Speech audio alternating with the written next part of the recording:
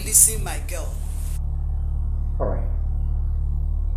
Do you know that wickedness is a myth invented by good people to account for the curious attractiveness of others? And I must tell you that wickedness was like food. Do you know, once you got started, it was hard to stop.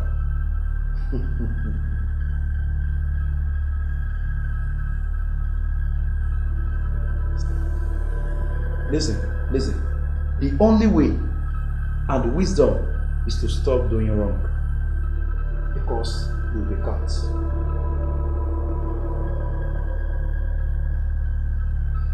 My friend, wait.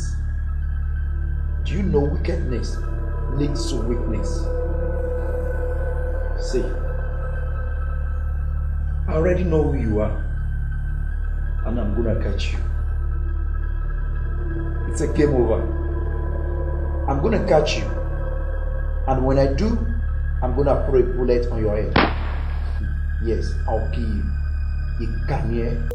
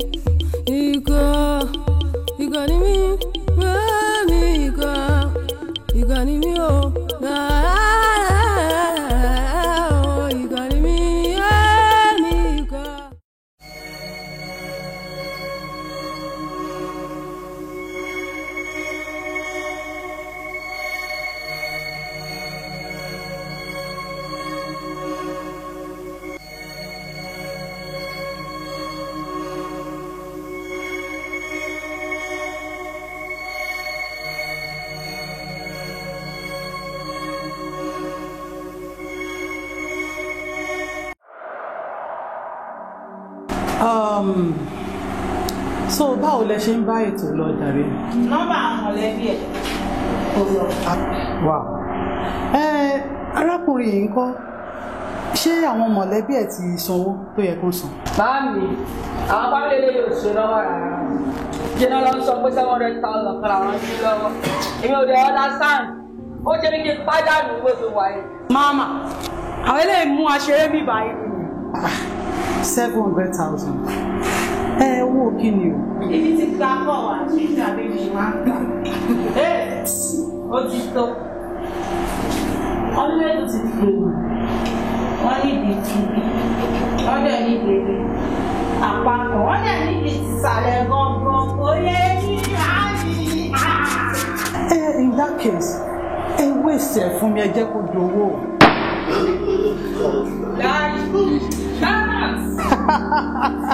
Balance.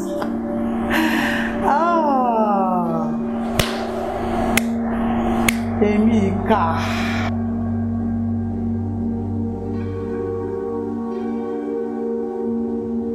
Okay.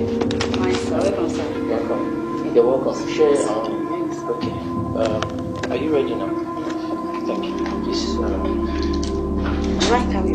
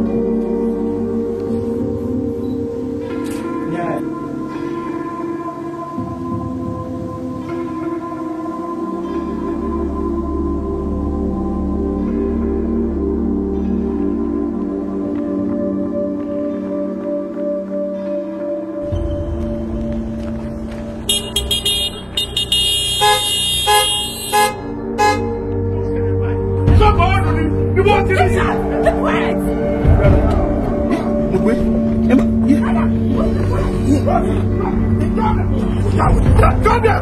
Are you mad?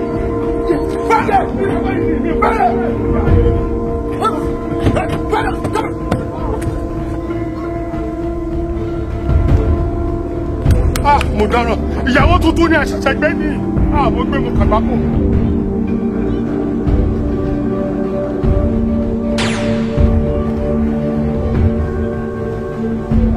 Hey, what do?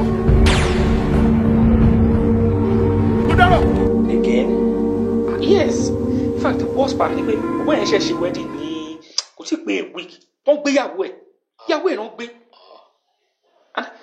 And jẹ́ kí n máa ro kíní kan sá. Ó wò pé ṣé àwọn lady tí wọ́n kidnap the last time ọjọ́ birthday tiẹ̀ náà náà gbé. Ṣé kìí ṣe báwọn people in target ẹni tó bá ní ìnáwó ẹni tó ń ṣe event kan àbí tó ní celebration kan tó kọ́ máa. No. Ọkàn wa coincidental ni. Wọ́n náà wo irú honorable tí wọ́n gbé the other time ṣé ó ṣe party ni tí wọ́n kidnap tí wọ́n pa kò ṣe party now. Besides àwọn kidnappers tó ń wò yẹn náà wọ́n ti máa wà lórí victim for a very long time 4, 5, 6 months náà ti máa trace movement ẹ̀ kó tó di pọ́n kidnap ẹ̀ ṣé you understand so kàn wá coincidental ni ṣe pé bóyá tó rán ṣe party. Bọ́sà àwa gan ti drag fit wá jù kí ló ṣẹlẹ̀ ẹ dá àwọn ọlọ́pàá síta ẹ dá àwọn boys síta kọ́ lọ kó àwọn people yìí these kidnappers these criminals.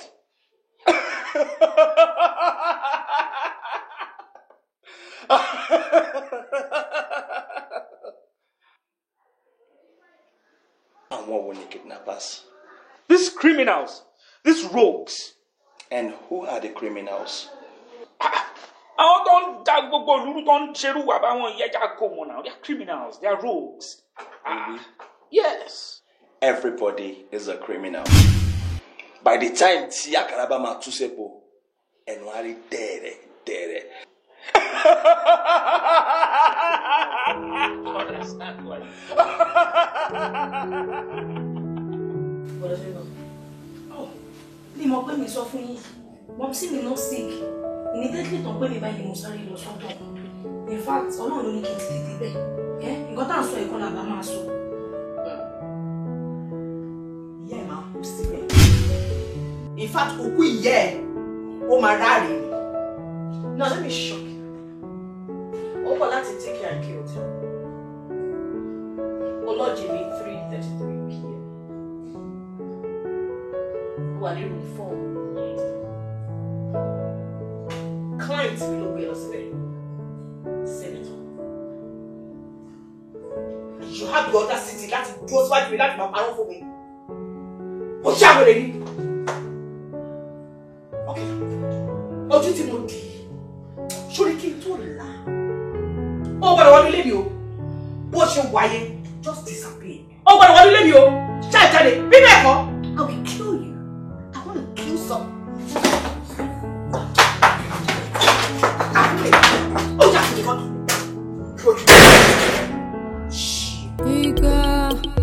Ika ni mi, mami Ika ni mi o.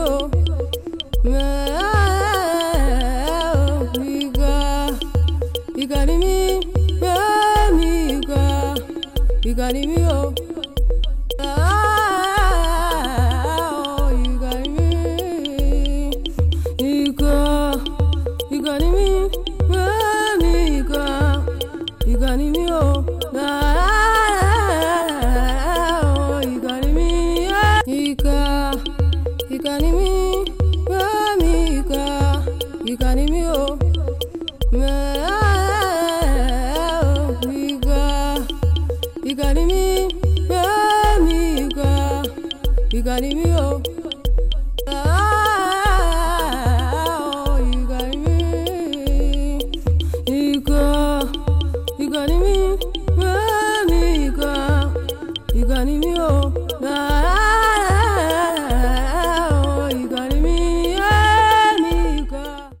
Ẹ jẹ́ kí n go through website wa fún yín. Ẹ go through sir. Oh, it's kind of expensive though. Ẹ̀yin náà mọ̀ pé ọbẹ̀ tó dùn ó ló pa. Mo dẹ̀ sure pé ẹ ti gbọ́ ròyìn wà lè ṣe wá síbí báyìí. Bí mo ṣe ń wò yìí, ọmọ èèyàn lákànlẹ̀ yín náà. Well, mo ti gbọ́rọ̀ yín jọjọ. Iṣẹ́ yín wà okay gan. Thank you. Tó bá ń woṣẹ́, wàá máa ríran gan. I am the only son of Honorable Adire. Oh my God! Wow! So, iwájú ọmọ èèyàn ọlá ni mo jókòó sí. I'm so glad to meet you. Yes, sir. So, what can we do for you? Actually, mo ń plan birthday party kékeré kan. Okay. Mo fẹ́ ṣe prepare the shoot. Then I'm thinking of maybe you come to cover the major events. Though it's not going to be something elaborate, maybe a silent pool party or go on a boat cruise with my friends. Wow, that would be expensive for Ellie. Just name your price. Okay, sign here, your phone number, your address, and everything. Okay.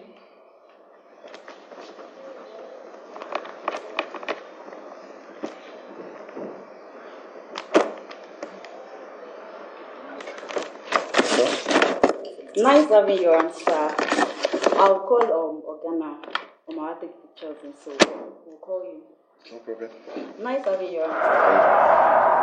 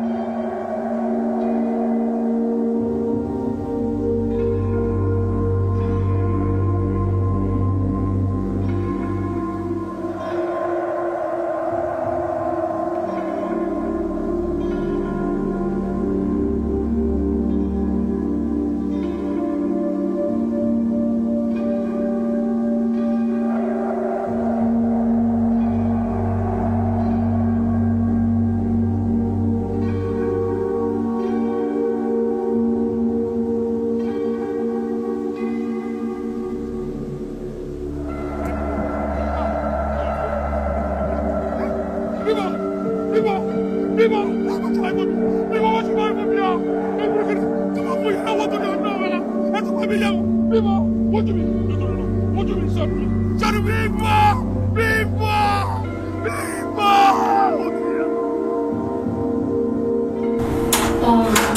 We might maximally be 15 minutes in interrogation room. So let's get I don't know. Madam, I think Paddy is busy. Maybe we should go. No, man, I can't. Let me know, monitor your light detector. Okay? Take me to Madam. No, I love her, no. She is busy. We both cannot go. You should go. I'm not sure about that. So, I don't understand. Talia is busy. You are busy.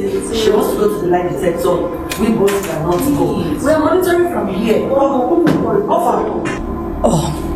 Atilalejo. Uma to ambe in interrogation room here. Over 15 minutes ago today. I sent her she interrogation from. Yeah. She work with Daddy? No. Daddy busy no. Daddy busy. You should go now. Okay. Don't worry. I will go. Are you sure? So sure.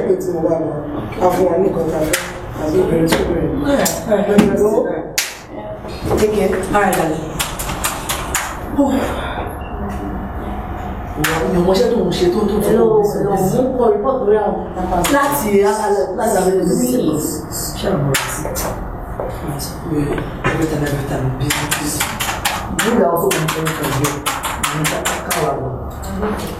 Oh, well done, guys. Yeah, you're welcome, boss. Welcome, boss. Oh, where are we?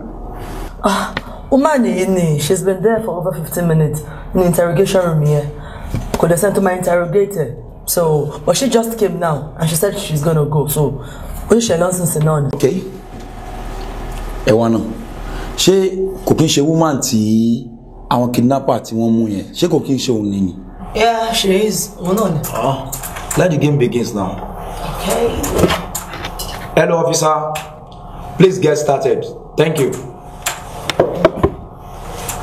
Agbófinró, mi ò mọ ọkọ nípa àwọn guys yìí, mi ò rí wọn. Kódà mi ò rí kankan nínú wọn. Ibi tí wọ́n gbé mi lọ gan, mi ò mọ̀ bẹ̀. Auntie, you need to calm down. Ṣé rí torí nǹkan tó ṣẹlẹ̀ sí yín, kó bá má ṣẹlẹ̀ sí ẹlòmíì. Ló jẹ́ kí máa béèrè àwọn questions yẹn lọ́wọ́ yín. Ó ṣẹlẹ̀ sẹ́lòmíì o, kò ṣẹlẹ̀ sẹ́lòmíì, mi ò mọ ọkọ ń pa ẹ̀. Èmi ti lọ, mo dẹ̀ ti dé. She's lying. Really? Yeah. You're very sure? Yeah, very sure. She lied.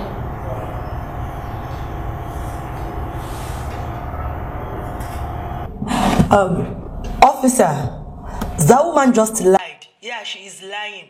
So only the lati finger brain dada to get the truth out of her. Yeah, well done. Oh, Auntie. Tí tẹ́ fi lọ síbẹ̀ yẹn gbogbo time tẹ́ lọ níbẹ̀ yẹn. Ṣé wọ́n di ojú yín ni àbí wọ́n di ẹnu yín? Wọ́n di ojú mi. Kódà wọ́n cover ẹnu mi pàápàá. Títí ọkọ mi dẹ̀ fi dé, wọ́n fi cover ojú mi àti ẹnu mi. Ìdí nìyẹn tí mi ò fi rí wọn, tí mi dẹ̀ fi mọ̀ wọn. Auntie. Ǹjẹ́ wọ́n fún yín ní oúnjẹ tàbí omi mu ní time tẹ́ lọ ńbẹ̀? Oúnjẹ. Wọ́n fún mi ní oúnjẹ. Àti pé kí ni oúnjẹ ní ṣe nínú ọ̀rọ̀ tó wà nílẹ̀?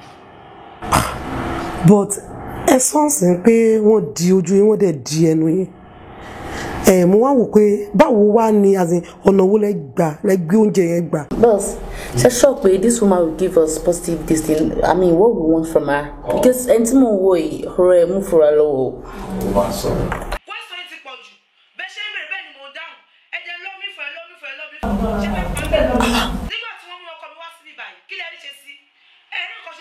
Ẹ jẹ́ bèrè question látàárọ̀, kí ló dé? Ẹ jọ̀ọ́ ṣé mo lè máa lọ?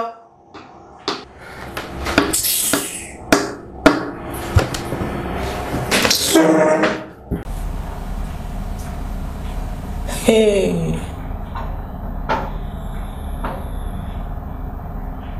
Ẹ̀wọ̀ èèyàn mi, ẹ má dààmú ara yín.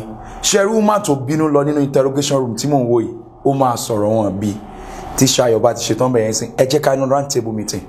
Ká discuss bí woman ibo ṣe máa sọ̀rọ̀. She will talk, don't worry. Ayọ̀rìndé, kí ni gbogbo pàlàpàlà tí mò ń gbọ́ nípa yẹn? Wọ́n ní àfi dandan tó bá ṣe elaborate birthday. Kí ló bá yẹn wá? Ṣé dandan ni kó ṣe elaborate birthday ni? Ṣé dandan ni?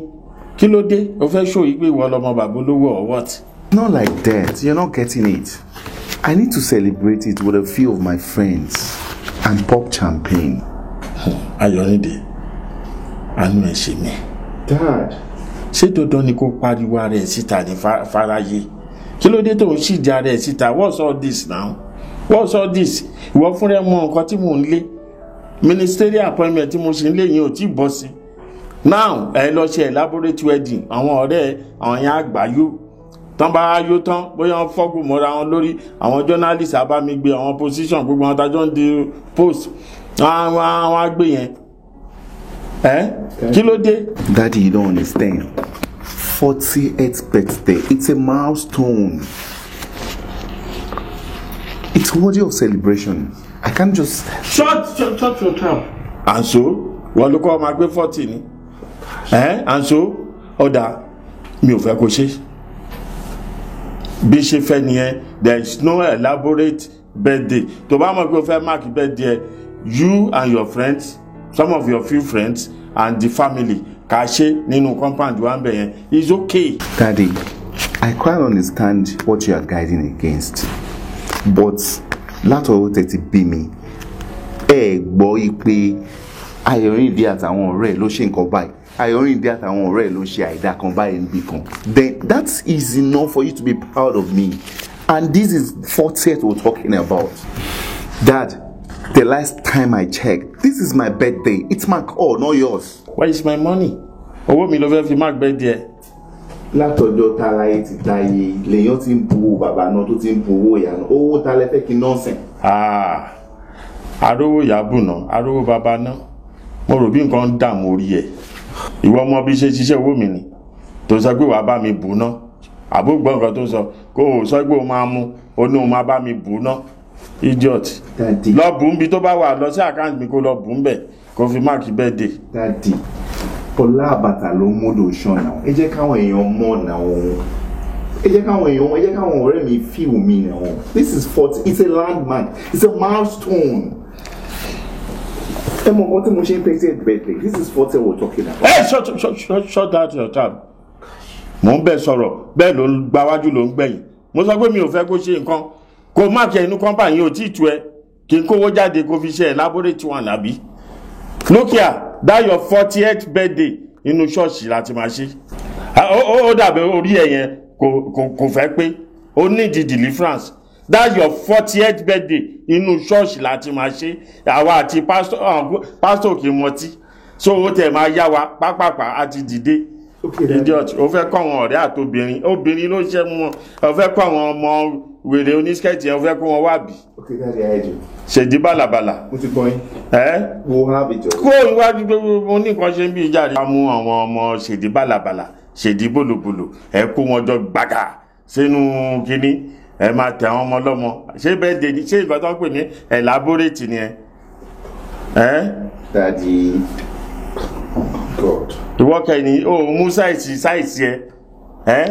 SSSL ló máa ń mú ìdí àtò yìí fẹ̀rẹ̀gẹ̀dẹ̀ gbogbo ẹni iye ẹ̀ sọ fún mi idiot. Obìnrin jọ yín náà ni. Orí ẹni ò pé.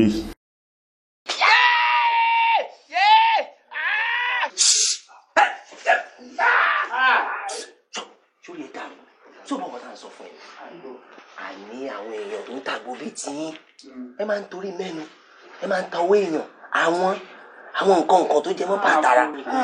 Ọ̀nkú àti ọ̀bùgírèdì àìsè bẹ̀rẹ̀ iṣẹ́ yìí ni àwọn ewé oríṣiríṣi ló bá ní ká bá yín pé wípọ̀ ní ìṣẹ́ kan máa yàgbẹ́ wọ́ọ́rọ́ tí kìnìún yóò gbéra tán àná. Mo kú trouble lórí òbí kan struggle. Jẹ́ kí n jáyà wọn tán ẹ já wèrè ni. Àwọn máa tó ń tàgbọ́ tó fi méèkẹ̀ láyé náà onímàálù àgbo ló ń tà ó ń wúlọ wúbọ̀ ó dẹ̀ tún kó wọlé. Ọkọ lóyún náà tàgbó dẹ̀ méèkì ẹ̀ àbẹ̀ ìyá wèrè ni. Wíyá ṣe ní fóònù lọ́wọ́. Ìṣòwò ìwọ́ngọ́. Ẹ̀ní fóònù kò sí nẹ́tíwọ́ọ̀kì lára mi. Àyè tí ẹ̀ ní. Àní nọ́mbà. Ẹ má bínú àní. Ṣé ẹ fẹ́ gbọ́? Ṣé tí wọ́n bá yín gbàgbọ́ wá? Ṣé kò wọ́n kì í fọ orí? Ẹ jẹ́ pé ti yá àgbò. Ẹ jẹ́. Orí etí o. Sọ̀rọ̀ sókè wèrè. Orí etí o. Oh, 4. Oh, 4. 1, 4. 1, 4. 2, 4. 2, 4. 4, 4. Interpreter! Ṣé kò pọ̀ jù? Ààrẹ bó bá pọ̀ èdè ẹ̀dí. Orí yín dàrú àbí. Ṣọ̀rọ̀pá à ń ṣe dáàmà bí báyìí. Ọmọ sọ̀rọ̀. Hello, mẹ́mí èmi ni Òjó. Hello, mi gbọ́ dáadáa. Hello. Mo ti ń gbọ́ yẹn ló. Àwọn yìí ti wà ní custody wa. Custody. Ìtumọ̀ custody. Ẹ̀mọ́ tó ń jẹ́ bẹ́ẹ̀. Mo ti mọ̀ pé ẹ lè jà. Wọ́n Jamiu lèmi. Ajá ìtàn. Agbé nípa là wa. Kidnapper. Yeah! Fine. Àwọn ti wà lákàtà wa. Kí ló fariwo? Yeah! Tèmi ti bá mi. Bàbá ọkọ mi, ẹ jọ̀ọ́ torí Ọlọ́run. Ẹ ṣàánú mi lẹ́nì kankan. Ẹ bá pariwo lé mi lórí ẹgbẹ́ ọkọ̀ tí wọ́n bá yẹn sọ̀jọ́ ṣe ya wèrè ni. Bẹ́ẹ̀ ni, ṣe bó ṣe wà níbí, ẹ bá nẹ̀mí wọn lò. Tẹ́ nífẹ̀ẹ́ wọn. Àwọn yẹn sọ sókè jàre ẹ fún $5 million ìwé wèrè gan. 5 million. 5 million. Ẹ lè rí. Ó dáa. Àmọ́ jẹ́kẹ́ ẹ mọ́ mẹ́, ẹ máa mọ́ mẹ́, ẹ tún bá mọ́ mẹ́mẹ́mẹ́, àlàyé yìí sókè jẹ́ púpọ̀. Mo ti fẹ́ rí. Mọ́mí, tèmi ti bá mi. Kí ló ṣẹlẹ̀ mọ́mí? 5 million. Hello.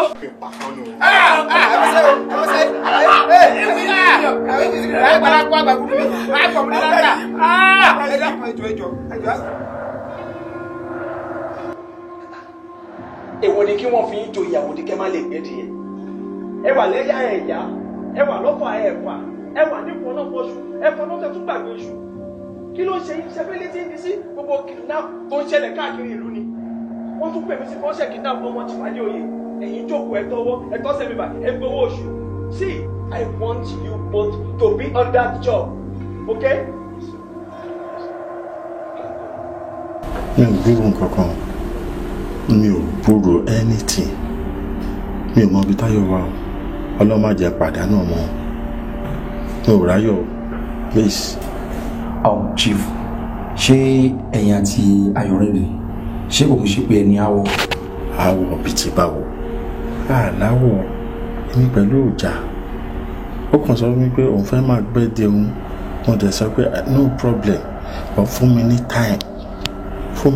Mo ṣàrí pé mi gan sáré ministerial appointment mi káàkiri. And ìlú fararọ́nsìn débi pé a máa gbẹ́dẹ̀ kan journalist tó wá gbé yẹn pé ṣe kíní kan nǹkan tó ń ṣe ni. Wọ́n ní màá ṣe fún mi ní time máa fún ẹ lówó. Ó dẹ̀ sọ pé thank you daddy, in fact a sún mọ́ra wa. Ó dẹ̀ jáde London àtìgbà yín mi ò tẹ̀lé.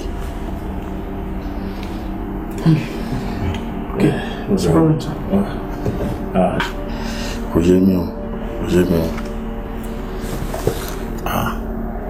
Wọ́n bẹ̀ ló ń pè mí yìí. Fóònù ẹ̀ ló ń pè mí yìí. Ó lọ speaker phone. Speaker. Mr. Honorable. Hello. Hello. Ẹ jọ̀ọ́ nọ́mbà ọmọ mi Ayọ̀ ni ẹ fi ń pè mí yìí. And ohun tó ń bá mi sọ̀rọ̀ yìí mi ò lérò pé mo ti gbọ́ ohun yìí rí.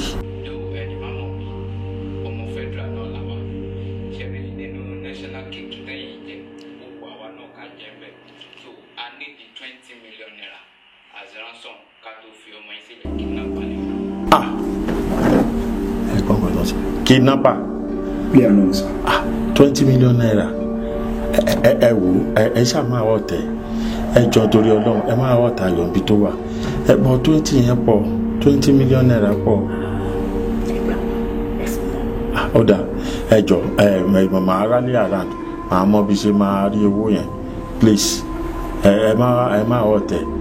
And ẹ jọ ṣé mo lè bóun fún rẹ̀ sọ̀rọ̀? No, you don't need that.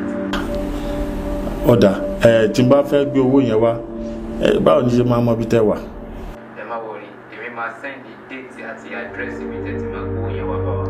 I'll send it sí yín. So I ma expect the 20 million. Ẹ jọ ẹ tẹ̀ jẹ́ kí Àti court. Wow.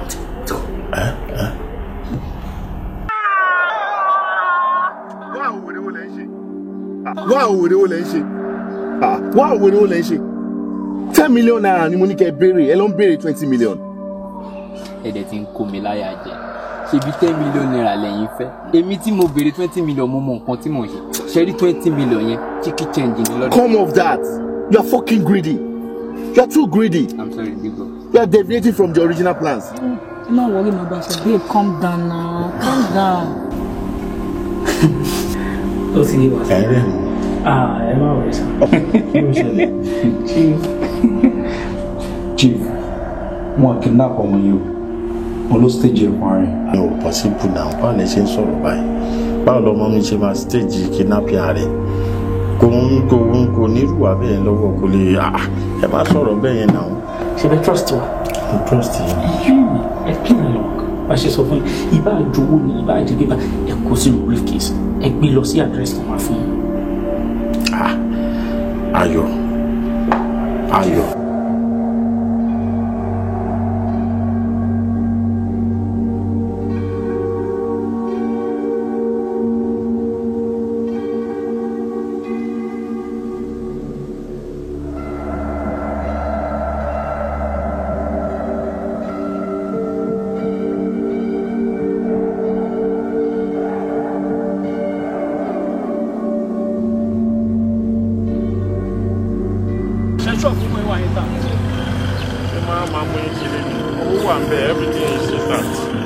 Everything is intact. Who one bed? Okay, so where is my son?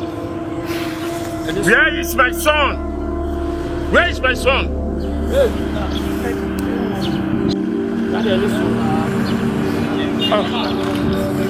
Oh, just look at him. Daddy, won't he not call me? Oh. Daddy!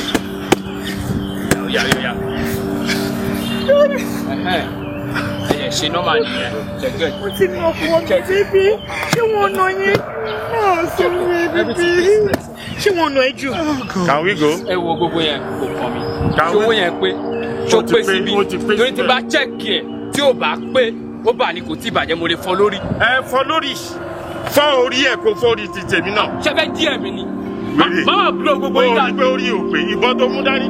Sọ̀rọ̀ bí mi ò mọ̀ pé kò sọ tá ń bẹ̀ ni. Daddy, you want him to kill me? Daddy, ẹ má lọ síbẹ̀ yẹn o. Ó wà nù ẹ̀, ó pé síbẹ̀ o.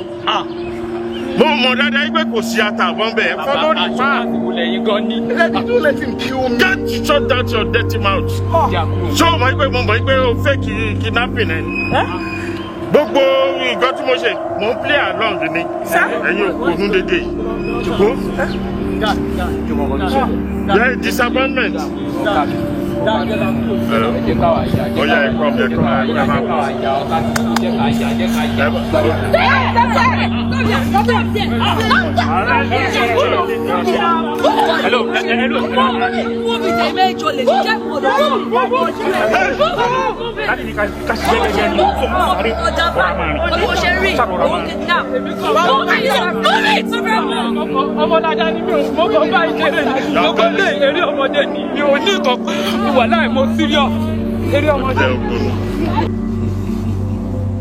The master planner. Officer, you move for a law. Move for a law. Benny, we don't get you for you know what? Just tell me the truth. Are you the one behind the kidnapping in this community? Jackie Moore, she will kidnap one way. I don't know anything about any kidnapping stuff. It's just this one I masterminded with my friends just to cover some money from my daddy for my birthday. That's all. Exactly what I'm talking about. In Katimo Swangani, you want it on plan. That can judge just tell me the truth. We're going to take kidnap way as a just 5. Case it's just 60. Nilo mastermind it. Emma Kobo mi lowo. Eh? Kò sí kankan tí mo mọ̀ nípa gbogbo nǹkan tẹ́ ń béèrè lọ́wọ́ mi yìí. Gbogbo àlàyé tó yẹ kí n ṣe fún yín náà ni mo ti ṣe fún yín láti bá ti interrogate me. I know nothing about kidnapping, please. Wait. Let me remind you. Your father's reputation is very, very important as a politician. Do you get? Officer, I have told you everything you need to know and nothing but the truth. I don't know anything about other kidnappings. This is just what I know and I've told you every goddamn truth about this issue. I already. Tó bá ti ṣetán láti bá mi sọ̀rọ̀. Ránṣẹ́ sí mi. Oh God, officer, kí lẹ tún fẹ́ kí n sọ? Mo ti ṣe gbogbo àlàyé tó wà ńbẹ̀ fún yín. Just tell me the truth. What other truth again do you need to know? Thank God. You have a good lawyer. See you in court. Jesus, I'm in a deep shit.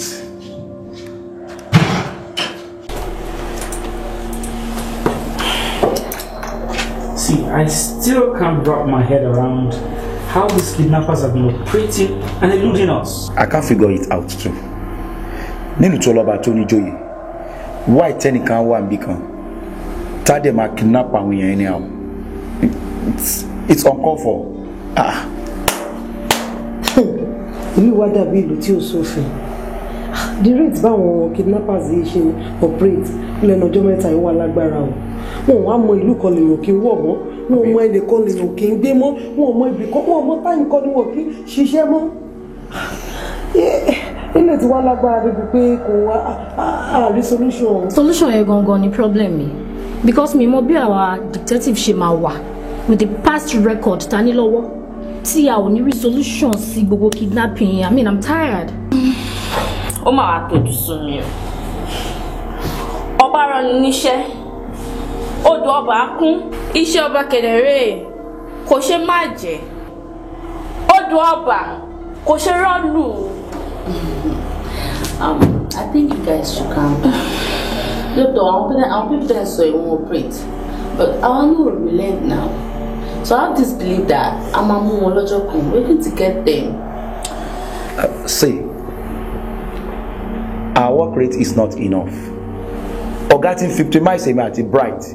We can apprehend àwọn kidnappers yìí, and èmi àti ẹnìkan we have to report jí ọkùnrin ni wọ́n fi ná wọn. Gbogbo ẹ̀yin tẹ́ wà ní ọ́fíìsì ìlú ẹ̀ka jọ ṣiṣẹ́. You are a woman. You have what it takes. Kẹ́ fi mingle pẹ̀lú àwọn èèyàn. Nǹkan tó lọ fún yín, ẹ fi ṣe investigation. Ká mú àwọn kìíní. Let's just forget about it. Let's work hard. Ojú tó ọ̀rẹ́ mi ojú òtì mi, ìyẹn ní olójú tí o. Ẹ jẹ́ ká jọ ṣiṣẹ́ pọ̀. Ká mú àwọn ọ̀daràn. Ká tún lè ní orí yìí sí. Yeah, that is it. Yes.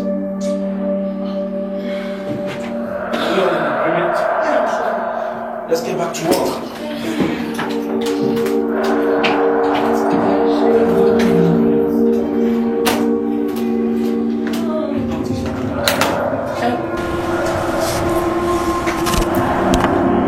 Arábìnrin, gbójú sókè kò wọ́n. Ṣé wọ́n pọ́bìnrin ní obìnrin lèmi náà? Inú mi á dùn tó bá lè jẹ́wọ́ kí n lè ràn ẹ́ lọ́wọ́ kó lè má bá tiẹ̀ lọ. Ta lẹni àkọ́kọ́ tó mú plan wá pé kẹ́ lọ kidnap boyfriend ẹ̀? Sọ̀rọ̀ náà kàn tí talk. Èmi ni. Wọ́n ni. Bẹ́ẹ̀ni, èmi ni. Mo fẹ́ kó sọ ìbẹ̀rẹ̀ àti òpin gbogbo nǹkan tó bá mọ̀ pátá. Mo fẹ́ kó sọ fún mi. Ṣé mọ̀ pé mo nífẹ̀ẹ́ ni mo ṣe ń bẹ̀ sọ̀rọ̀ báyìí. Mo fẹ́ kó jẹ́wọ́ fún mi. Má fi kọ̀kọ̀ bò rárá o. Kémi lè ṣe kí n lè ràn ẹ́ lọ́wọ́. Nǹkan tó ṣẹlẹ̀ ni wípé àti Ayọ̀rídé fún ara ẹ̀ ló wá bá mi. Yes, onídàájọ́ òun ló stíjì kan. Ó ní wọn kì í fóun lówó. Mo dẹ̀ ní ká fi ọkàn kú méjì wípé ká dàbí ọgbọ́n ká pòwọ́ wípé wọ́n kidnap ẹ̀. So ká lè get ransom. Yeah, látọwọ́ dáadé ẹ̀ because of 40th birthday tó fẹ́ ṣe. So ká lè náwó dáadáa ní birthday yẹn. Yeah, I'm saying the truth. Òótọ́ ni mo sọ. Arábìnrin ò nídìí láti sunkún. Torí pé kéèsì tí ló máa jẹ́ ẹlẹ́ẹ̀kẹrin nínú fáìlì wa lọ́fíìsì wa níbà. Yes. Babe, Jẹ́wọ́ fún mi. Iye èèyàn tẹ́tí kidnap láti jọ tẹ́tí bẹ̀rẹ̀ sí ní kidnap àwọn èèyàn. Ká lè ṣipọ̀ mọ́ 4 tó wà nínú fáìlì tí wà ń bì báyìí. Kẹ́yẹ fún wa ní gbọ́ dídí ṣọ́. Àǹtí, thank God pé iná orí náà pé tó igun lẹ́gbàá lọ́wọ́ wa tó igun. Nígbà tó igun ni, ìwúdà tó igun kò ájọ lọ́ra ni. We are not a kidnapper. I'm not a kidnapper. Mo gbé ọyọ́rídé tí kò bá mi o. Mami gbọ́dọ̀ gbọ́ níná lé. Mo sọ gẹ́gàrà, mo ṣe bí gẹ̀ẹ́kú, irọ́ ni àti irọ́, ibi tí mo ti wá jìnà, mo kú. Àǹtí ẹjọ́ ẹgbà mi, ẹ ti sọ lẹ́kọ̀ọ́ ẹni, obìnrin ni wá, ẹwọ, gbogbo tó ṣẹlẹ̀ gbogbo, mo ti sọ fún yín kan tó ṣẹlẹ̀ gbogbo ni mo sọ fún yín, mi ìpínwá fún yín, mi ilé ṣakọ̀ àti bí mo ṣá, mi ilé ṣakọ̀, mi ilé ní kọ̀kọ́ ẹgbà mi, ẹgbẹ́ mi kalẹ̀ àti ẹjọ́, mo bẹ̀ ní ẹgbà mi, mi ilé ní bọ́dí. Ayọ̀rìndé, ṣé kí n bá ṣe tọ́jú àgbò tó mágbò níye? Ṣé kí n bá ṣe ọlá àbàtà tó múlò ṣàn? Ọlá bàbá tó mọ́ mọ́yàn? Ìwọ àtàwọn ọ̀rẹ́ ẹ wá lọ stage kidnap. Nǹkan dàbí ọgbọ́n kan kidnap ẹ̀. Nígbà ló bẹ̀rẹ̀ gbogbo rọ́dọ̀rọ̀dọ̀ yẹn? Nígbà ló bẹ̀rẹ̀ rọ́bìṣì yẹn? Ṣé ìjọ mi náà? Mo sọ fún dáadé pé mo fẹ́ ṣe 47th birthday. Mo jẹ́ nìkan fún mi lówó náà sọ pé ìlú ò dàbí ìlú ò ṣe kíní kan kí n ṣe jẹ́jẹ́. Mo lè ní kí n dàbí ọgbọ́n kan tó wà lẹ́mìí mi láti ṣe pẹ̀lú àwọn ọ̀rẹ́ mi ní ìkókó máa fún wa lọ́wọ́ bí ilé. Káàkó ló fẹ́ ṣe. Mo fẹ́ ṣe 40th birthday, mo dẹ̀ fẹ́ fi friends díẹ̀ náà sí náà ní pé kí n kan celebrate pẹ̀lú àwọn ọ̀rẹ́ mi bí àkàlọ́ ṣe mú nǹkan kan bẹ́ẹ̀ náà jẹ́ mo gbà láti ṣe controversy. You see your life. Are you married? No, America mo ti propose láti ṣe yẹn láìpẹ́. America ló ti propose láti ṣe yẹn. Ayọ̀ ọ̀rọ̀ máa ń ṣe ẹ̀wọ̀n. Ayọ̀ máa di ẹni mú gan-an. Anyway, mo sọ lẹ́ẹ̀kan. Mo ní ọlá àbàtà ló mú dòṣàn. Ọlá bàbá ló mú ọmọ yàn. Tí ó bá ṣọlá dáadẹ́, ó bá dàgbà sínú ẹ̀wọ̀n ni. Yeah. But anyway, dáadẹ́ ti pè, wọ́n ní ká release ẹ̀. But as for your friends, ọmọ àfi ojú pa ilé ọjọ́. Yeah. Oh, I will advise you. Keep away from bad friends. Kó má di kó má padà implicate ẹ lọ́jọ́ iwájú. Ayọ̀ pọ̀rọ̀, ayọ̀ tẹ́tí, akẹ́bàjẹ́ akẹ́rà. You can go. Thank you. Akẹ́bàjẹ́, akẹ́rà, akẹ́wọ́mi. Àwọn olówó iná máa ń yà akẹ́bàjẹ́. Imagine kí ọmọ Adéoyè ó lè kidnap rẹ̀. Màmá, ìtorí ẹ̀ ni mo ṣe sáré fún yín lọ́wọ́ yẹn pé àwọn bí òrírò eléyìí náà. Èmi ò tí ì rí ibi tí ọmọ ti kidnap rẹ̀ tó lè gbowó lọ́wọ́ bàbá ẹ̀. Tí ó dàbí ọgbọ́n àgbà. Ẹgbẹ́ òṣìṣẹ́ pé ẹ produce ọmọ Adéoyè fún mi ní alẹ́ yìí. Ẹ gbọ́dọ̀ produce ẹ̀ fún mi. Ṣé pẹ́ bẹ́ẹ̀ yẹn? Mama, àṣẹ ti. Mama, gbé débi. 100.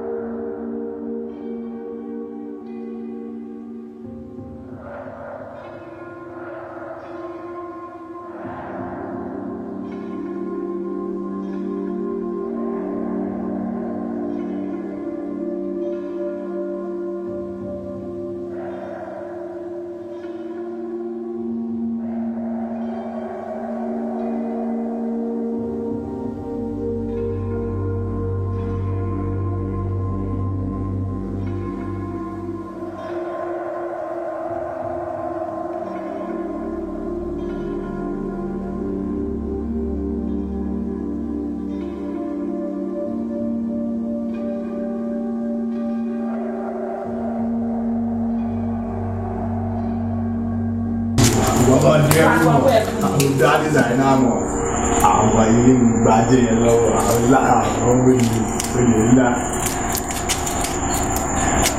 àti bẹ́ẹ̀ kí bẹ́ẹ̀ àná ọ̀gángan.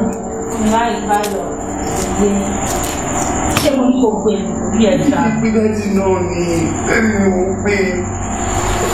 Ṣé Hello, bàbá. Hello, Ayọ̀. Báwo ni? Ọmọ yín wà ní custody tí wọ́n bí wà ní. Ṣé kò yé yín? Hey, Ayọ̀. What's your problem? I dey need 10 million. Tó o bá rẹ ni fraud, ṣé mi ló máa fraud ni? Bàbá tó bí ẹ lọ́mọ, òun ló fẹ́ fraud. I'm disappointed in you, Ayọ̀. I'm very, very disappointed in you. Okay, kí ló ṣẹlẹ̀? Fẹ́ fraud mi, kí n tún gbówó mi wá, àbí? Ta lákọ̀ọ́kọ́ ràn mí, ẹlẹ́ẹ̀kejì ló máa ràn mí. Ká fáyà ẹ̀dà. Kí ló wá ṣẹlẹ̀? Okay, ó ti gbọ́. Mama, wọ́n ní ká ṣe kí ni ká fáyà ẹ̀dà. Fáyà ẹ̀dà. Bastard. Ìgbà fún wa ti bàbá ẹ̀. Ó jẹ́ mi, ó mú sí mi lọ́rùn, ó jẹ́ sí mi lọ́rùn. Ó ṣe é kú. Inú àkáǹtì mo fẹ́ kọ̀ yẹn sí. Ó gángan lójú sọ, ìyá ọ̀run.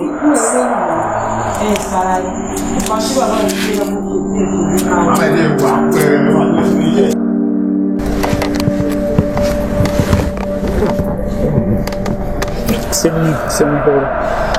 Hold on. See, I'm not complaining, right? But sorry, me like mo ṣe máa me kì í ṣe pé me like mo ṣe máa drop every day o. But kò yẹ kí n kò máa drop every day. Me free àti wọlé gan. I'm not comfortable anymore. But the fact that my wá síwájú lé, I'm coming to drop you every day. And me tell nílé wọlé gan. At this age, kò yẹ ká ṣe máa ṣẹ́gi ilé kan náà. At this age and stage of our lives. Sweetie, I think we should take it to the next level. Wait. What are you insinuating? Next level, marriage. Also, next level, are you campaigning? Marriage, like me, you understand me, get it? Marriage, Kenny. See me now. She wants to tell on me. Oh, come on, wait. I love you, and you know it. And I know you love me too, deeply. So, Kenny, Kono. Right, listen to yourself. Just listen to yourself. What do you do? You are a police officer. I'm a secretary to a photographer. Okay, fine. Right, can you just reason well? Oh, there's all next level. I'll change the next level, call change me. See me, I don't like this. You know I love you. And I know deep within your heart, you love me too. So kill and baka. So love don't feel alone, Javaisi. I be love my freedom. So when you can't tap pass, when you can't tap you are talking about marriage as if it is something that I'm a plan. Oh yeah, I can marry a woman with everything. But we can have a plan. We can build together. We can't. People need me fertile. We can't build together. I'm not a contractor. I'm not a builder. I'm not me. Now that's how we build together. What are they build together? But you know you love me. Please keep your love. To my love, Nicolo. Do you think love is not for marriage? Love. There's all love. Sharing now. There's all love. See, to back to coming to first saw. That was nonsense to buy me so then you call me. I'm out of here. Any of these things a yardstick. See me. Ó yẹ kí máa bínú ní sí tó ń gbé lọ iná ló ń kó bá mi. Right. Ìwà ni mo rí láì gbà change. Ẹ ká sùn. Kí ló dé tó máa tó lé mi lórí? Jókòó jáde my friend. Ẹ má bínú jàre kì í ṣe pé mi fẹ́ jókòó. Ọkọ ló ń bọ́dà mi. Ìtúrò ẹ̀ ló ṣe wá ń fàdúró kí ló lè máa pọ̀ tẹ̀. Ọkọ ló ń bọ́dà mi jàre. Ṣé bẹ́ẹ̀ rántí ọmọ kan tí mo sọ fún yín? Tí mo fẹ́ sinmi kan báyìí pupa. Tó ní oyó fún yẹn. Tí mo fi picture ẹ̀ hàn yín. Màlátò kan báyìí tó pupa bíi. Chief ẹ̀ rántí bá ló ba lánàá.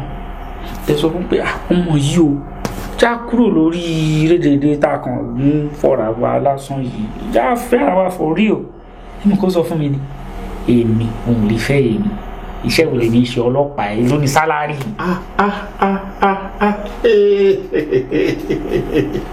Ọmọdé yìí kò mọ nǹkan tó fẹ́ mi sí. Ìwọ sọ fún pálápàtà ní ẹ̀yìn. Chief ẹ stop ẹ̀ náà alápàtà nájà alápàtà yín gan head butcher. Iṣẹ́ méjì ló ń ṣe. Ó yẹ kó jẹ́ kó yé pé iṣẹ́ méjì ni. Iṣẹ́ ọlọ́pàá ipò tó ní ẹlí mọ́mọ́. Pápá tẹsẹ̀.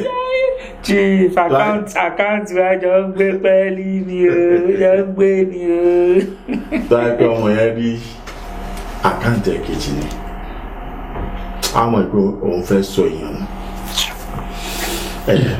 Kò yá fi tàwọn obìnrin lẹ̀ o. Omi iṣẹ́ tèmi fẹ́ bẹ̀ tẹ́lẹ̀.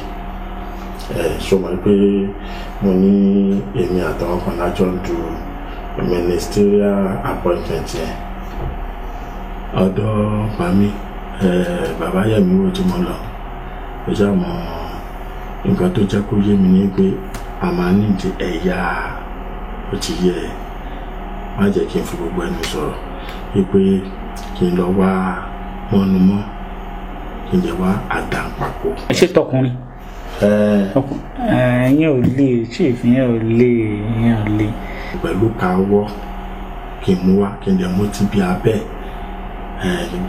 ó ti yẹ ibi kí mú yẹn náà wá kan sáré pẹ̀lú ẹ̀pọ̀. Wàhálà ṣe kò sí wàhálà.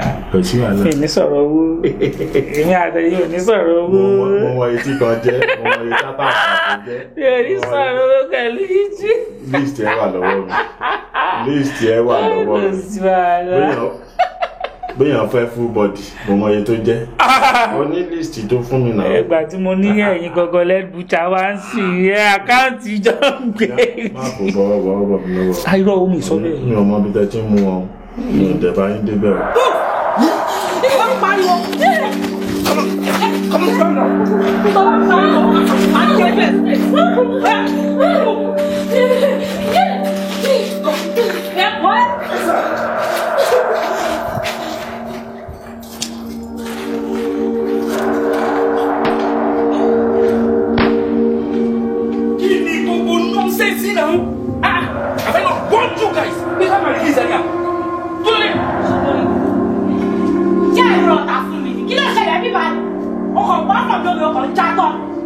Are you mad? Ṣé dandan ni kọ́ ilẹ̀ àìsí? Aṣọ. Àwọn ìjọ sóbúra. Ẹni kápá náà. Come on, get one of you. Kí ló ṣe yẹ? Ṣé mi ló lọ wọ́n máa fẹ́ máa rán ìyá wèrè ṣá? Ṣé wọ́n máa fẹ́ máa rán mi ṣe ni? Hey, come outside. Wọ́n ní bàbá ẹ̀ ti kú àná. Sọ́wẹ́tì. Kí ló ṣẹlẹ̀? I don't understand your bed. See this guy now. Rice kí ló ṣẹlẹ̀ tó bá pariwo bí China bọ̀? Irúṣẹ́ òṣì ta ló bẹ̀ mí níṣẹ́ òṣì tẹ̀jẹ́? A ní òun kẹpa. Ṣé ìkan tí mo rán yín yóò rẹ̀ ṣe? Mr. Man. Baby, calm down. No lè fún ọ. Ẹni tó yẹ ká palapa. Pátí bàbá mi ò lè fún wa lọ́wọ́ rẹ̀ jẹ. Ṣàṣẹ pààrọ̀ bí báyìí. Báyìí. So mad. Ṣé ìdè mad ni? Ṣé idiot ni mo ní?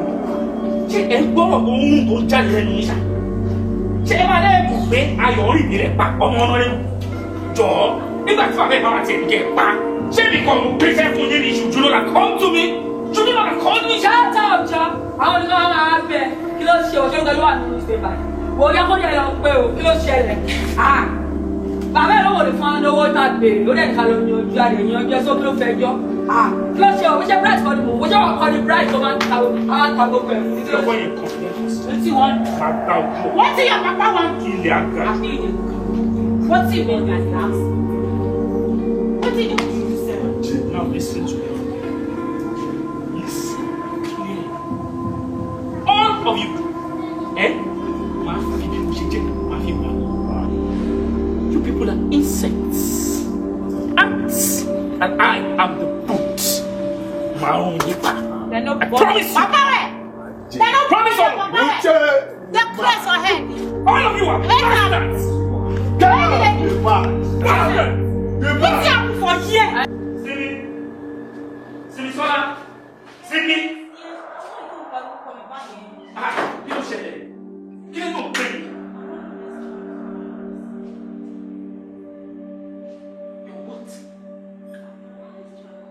Wọ́n wá bá ṣàkàtọ̀ lẹ́yìn pè mí lẹ́yìn. Owó yìí pè mí nígbà kọ̀ọ̀kan ṣiṣẹ́. Àyè wọn sẹ̀ sọ lélẹ́yìn náà. Arákùnrin wọn àyè. Àwọn eléyìí jọ tí ṣe tí wọ́n. Mo ṣe díẹ̀ pẹ̀lú ẹ̀rọ wọn pé kí wọ́n pè mí nígbà kọ̀ọ̀kan ṣiṣẹ́ wọn lè sá ilé ìwọ̀ wáyé. You don't talk to me this way. You've never talked to me like this before. Tí bàbá ẹ̀ sọ̀rọ̀ bẹ́ẹ̀ ni kò ara ń kan mí náà àwọn obìnrin ara ń kan mí. Mo ń dúró pẹ̀lú àwọn ìjọ ṣe kò tún wá ń pè mí òun pẹ̀lú kọ́ ni mi àbọ̀mọ̀kò náà. Kọ́sẹ̀ sí lọ́wọ́. Ìwọ táwọn lè lọ ní ìfowópamọ́ àwọn àbúrò báyìí. Sí, máa tó àwọn ìjọ tó ń bọ̀ nígbà tí mo gbé ṣe fún mi. Ìṣòro kò ṣe báyìí, ó má ṣe ní ìfà kọ́kọ́ jáde.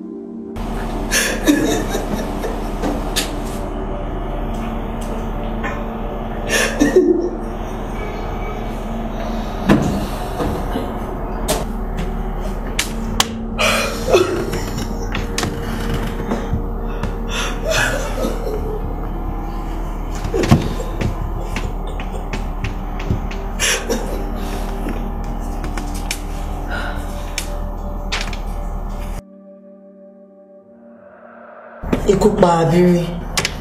Abiri kú. Ikú pa Abiri. Abiri rọrùn. Is this a dream?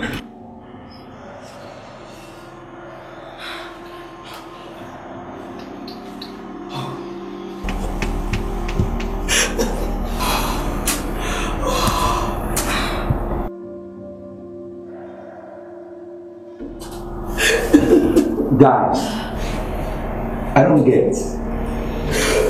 Talo was smart.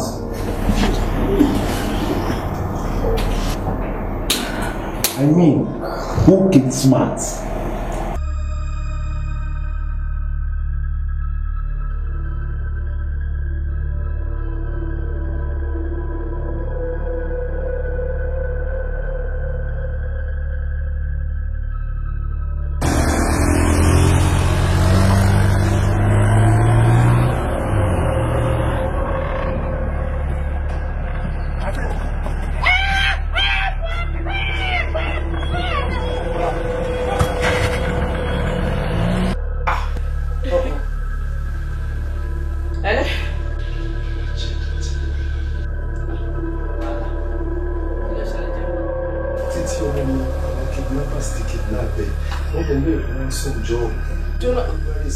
Ṣé títí kan náà? Mo kí ẹ kú oríire.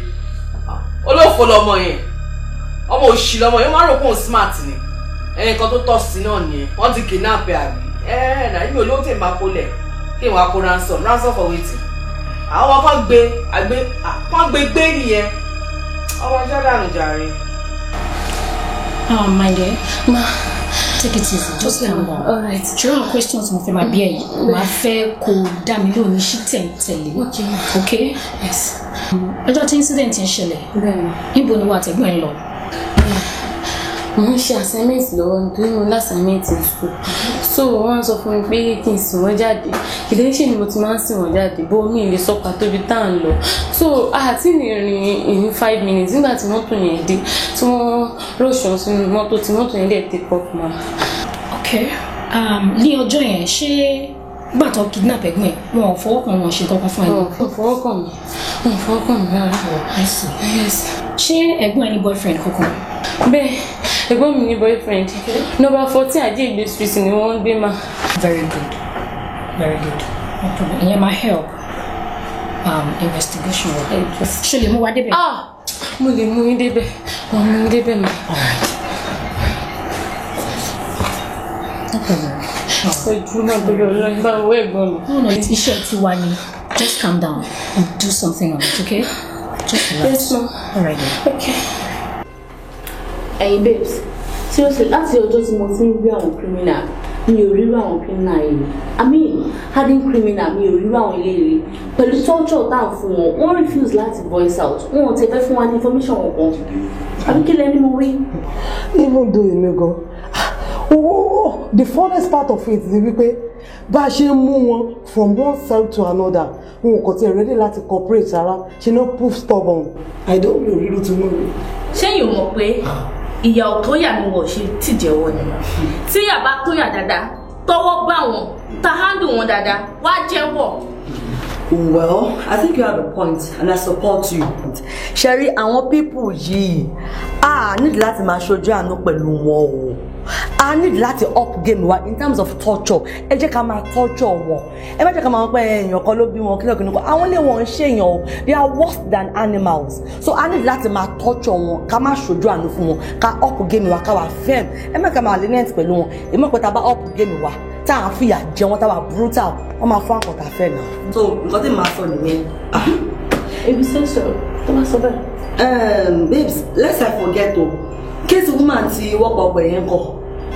Okay, wọ́n ti gbé lọ court tí wọ́n pèsè rẹ̀ dé. Really? Oh, very good. Mo ní interest nínú case yìí. Mo like ẹ̀. Nǹkan tẹ́mi ṣáà pray fún mi pé kí justice kó prevail ní o. Ọ̀gbẹ́ni Adigun. Sáàmù ń dá yín lò. Ẹ pẹ̀lẹ́. Wọ́n yóò wá dúpẹ́. Ẹ kú àjàbọ̀. Ọlọ́run ṣeun. Àwọn ìbéèrè tí mo fẹ́ bi yín ẹ farabalẹ̀ kẹ́ dá mi lóhùn dáadáa. Lọ́jọ́ tí àwọn ajínigbé tí wọ́n gbé yín yẹn níbo lẹ ń lọ?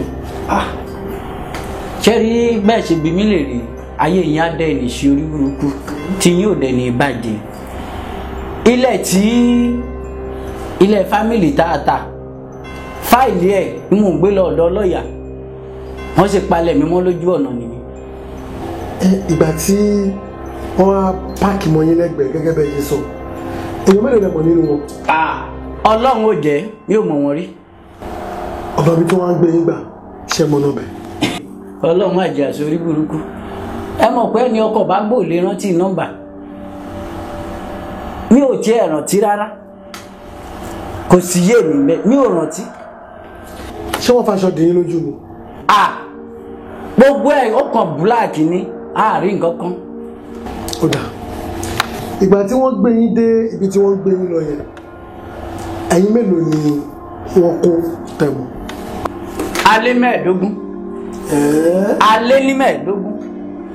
Ìgbà tí wọ́n fi sọ pé kí àwọn èèyàn yín kí wọ́n mú 5 million naira wá, àsìkò tí wọ́n ti mú wá yẹn báwo ni wọ́n ṣe ń ṣe yín? Mi ò rí irú àwọn ìbọn yẹn rí. Kẹ́rin ìgbà tán sẹ́ẹ̀tì ẹ̀ wọ́n tún wò lórí ẹ̀rọ ayélujára. Mọ́nítọ̀. Nígbà gbé fún èèyàn kan ní ẹ̀yìn báyìí ọpọlọ ẹ̀dẹ́ ń sáré tẹ̀lé lọ́wọ́ ẹ̀yìn. Ẹ wò Ọlọ́run ní jẹ́ ẹ̀ lọ́bẹ̀ lágbára Ọlọ́run torí ìrírí burúkú ni kọ́lọ́ má jàrí tí ò dá.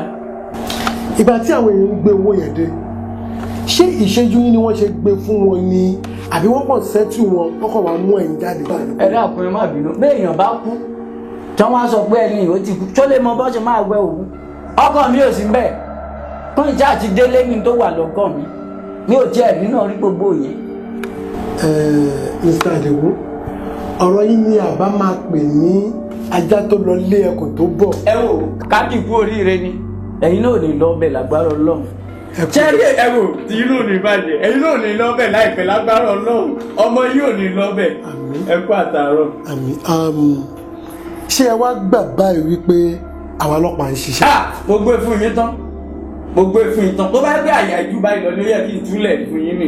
Ẹ dẹ̀ gbà wípé ọ̀rẹ́ aráàlú ni wọ́n. Ọ̀rẹ́ aráàlú ni yín o.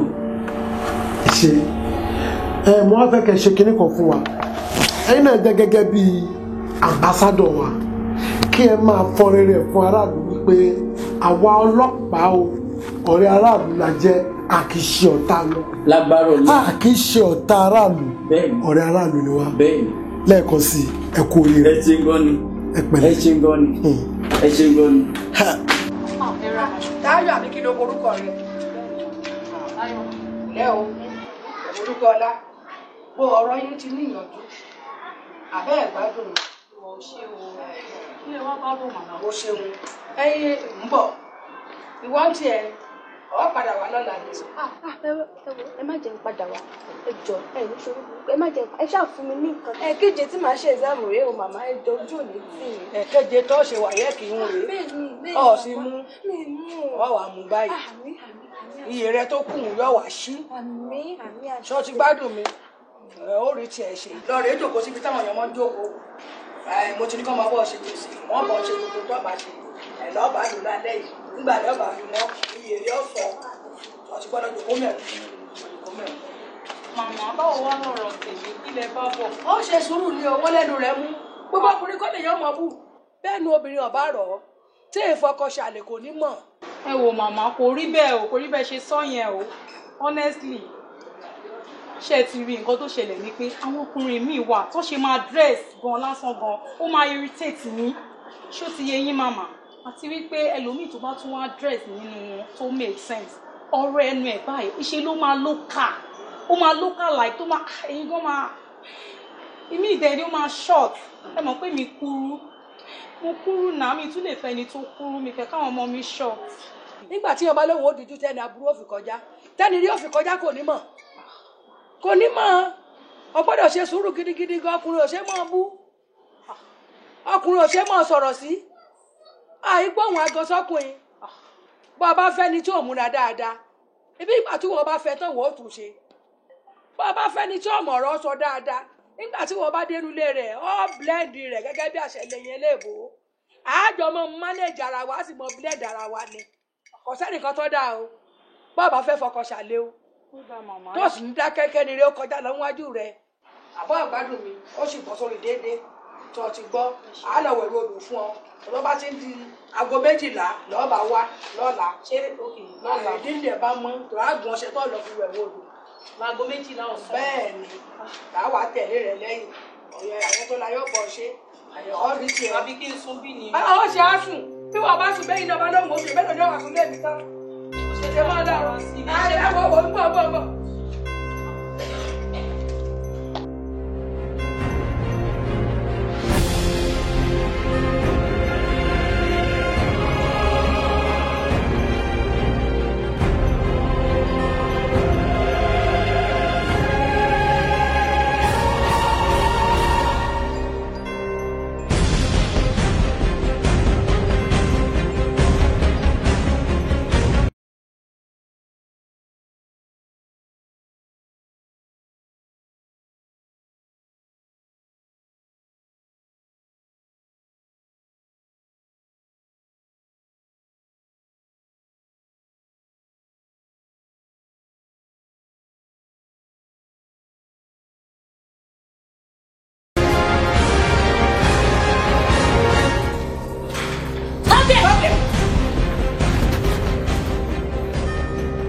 Drop your weapon! I said drop your weapon!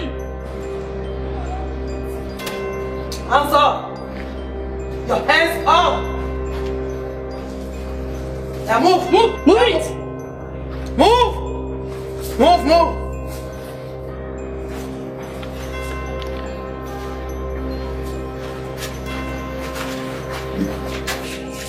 Stop there!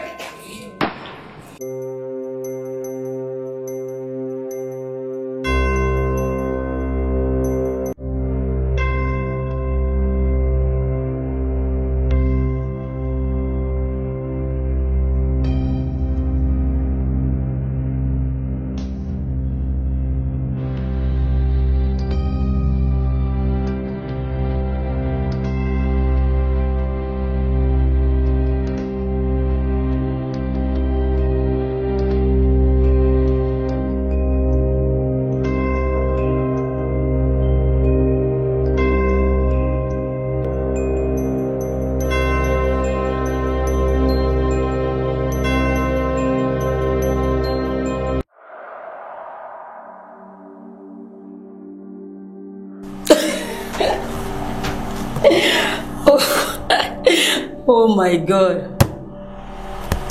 Kí n jẹ́wọ́.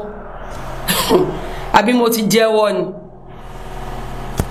Kẹ́ jù báyìí lọ, kẹ́ lọ pé 50. Mi ò ní jẹ́wọ́.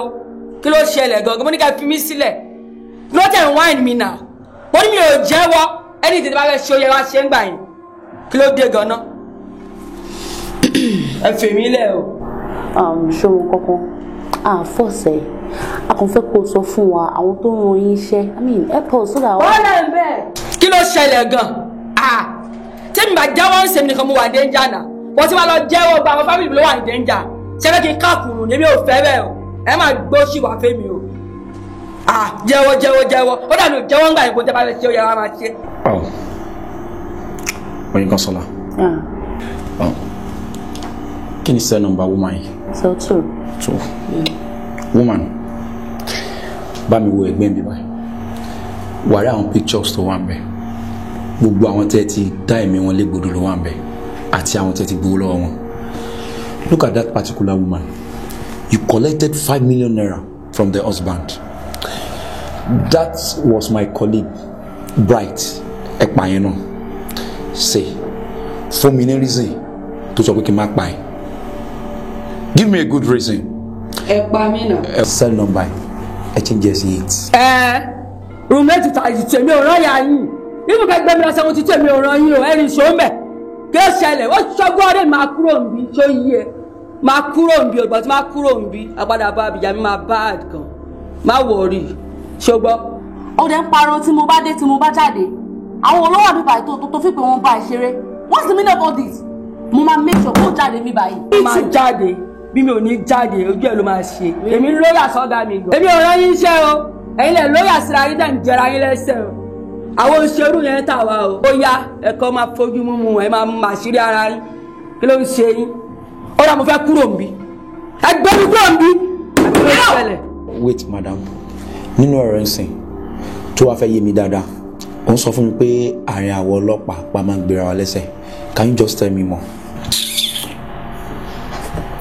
Kò yé wọn. Yóò yé wọn lọ́la. Ìdẹ́jọ́. Wọ́n bá sọ̀rọ̀ tó ṣe bikini.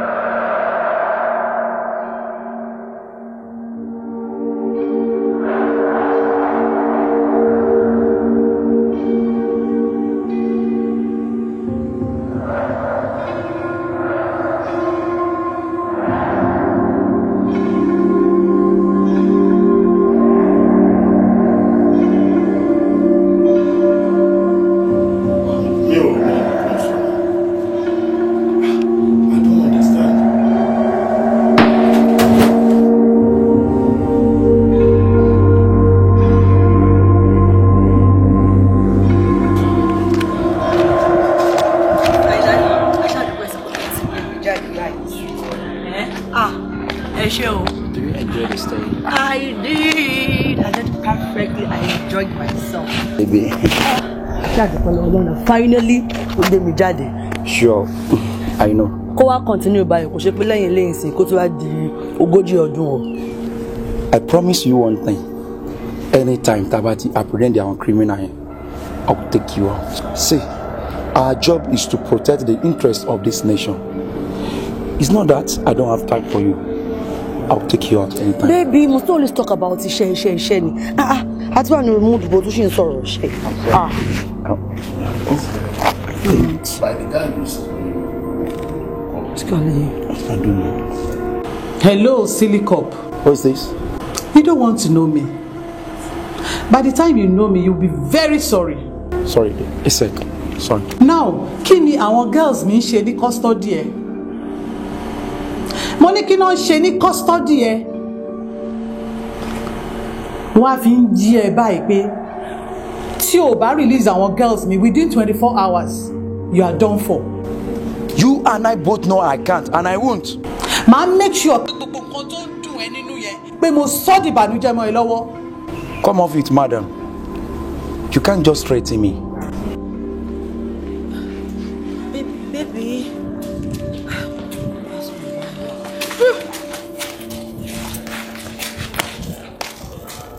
Nonsense. See, check your back right now. Your wife has been kidnapped.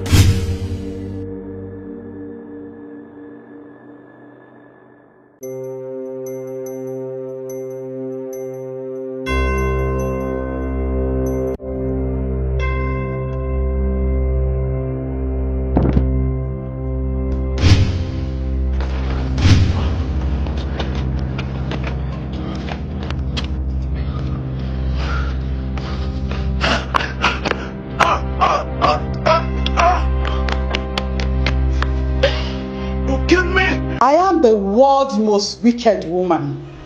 Èmi gangan nìkà. Ìkà ni mí.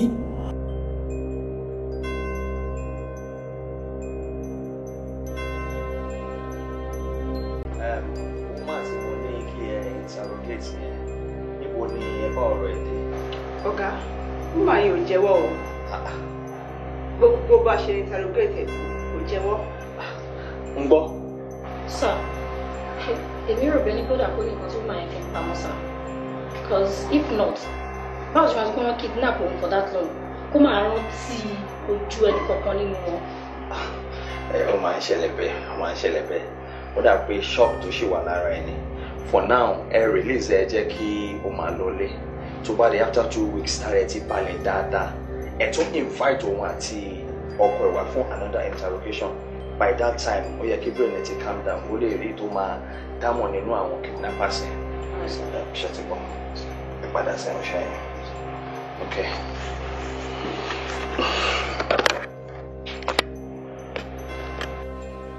Ẹ̀dùn àlàyé. Ọ̀gbẹ́ni farabalẹ̀ ráìsì náà mo fẹ́ sọ fún ẹ báyìí. Àti yẹ. Ní ká cash out orí ilé iṣẹ́.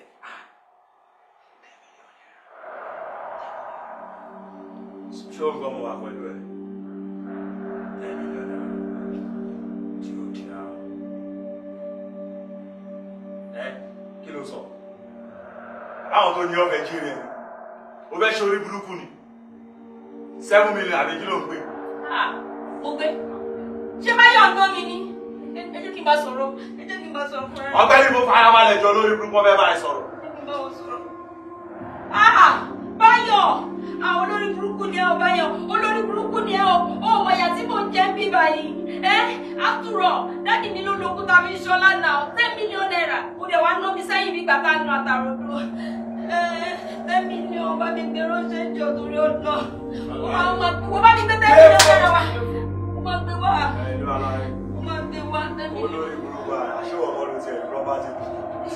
Ó wá nà ó lè ní yẹ lórí mọ́tò tó ń gbà ṣé wọ́n kọ́ lónìí owó olówó ni wọ́n fi ṣára níbi lè ní yẹ olórí burúkú out àfọwọ́dù kò ní tẹ̀sí máa wọ̀ àfọwọ́dù sí ti.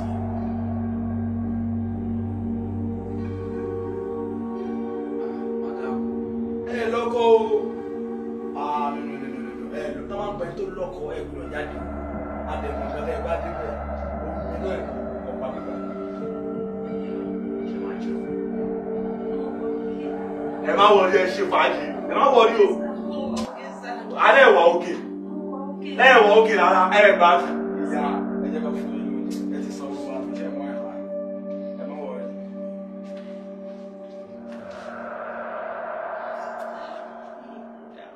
Báyọ̀ Báyọ̀ ti ẹ̀ ta tí mo lè wọnú ilé ayé ẹ̀ ta. Bàbá bá mi jókòó sí ní kó nǹkan tí mo experience.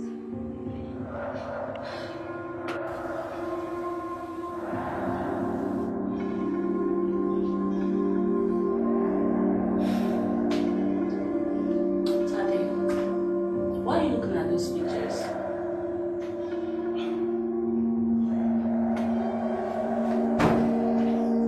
I still don't get it. I don't get it. Nílùú tó lọ́ba, tó níjòyè, kí wọ́n dẹ̀ máa kidnap àwọn èèyàn báyìí. Kí àwa ọlọ́pàá ká má rí ẹni tó ń kidnap nílùú wa yìí. For example, Bright, àwọn ọlọ́pàá a dẹ̀ mọ ẹni tó pa Bright láti bí oṣù mẹ́ta. A dẹ̀ jókòó síbí báyìí. Ẹ wá ní kí ni mo wo pictures mi. Ẹnìkan wà, ó dẹ̀ victimize igba èèyàn. A dẹ̀ lè figure it out. Then why are we a police officer? Ṣé kò dẹ̀ kí n ṣe wípé kòkòrò tó ń jẹ̀fọ́ ìdí ẹ̀fọ́ ló wà? Guy, again, women talk. Are you telling me that ẹni tó ń gbé àwọn èèyàn, tó ń pa àwọn èèyàn, ara wa nílé iṣẹ́ yìí. No, I'm not saying that. Mo kàn jẹ́ kẹ́ understand wípé báwo ni a ṣe máa wà nílùú tó lọ́ba tó níjòyè tí wọ́n á dẹ̀ máa kidnap èèyàn wọ́n á máa pààyàn for the past 6 months tá à ní rí nǹkan kan ṣe sí i. Ẹ jẹ́ ká rò dáadáa o.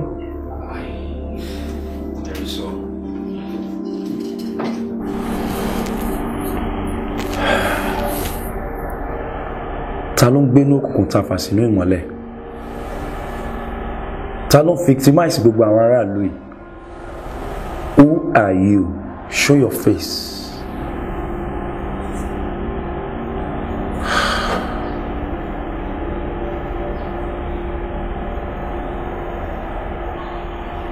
Who are you?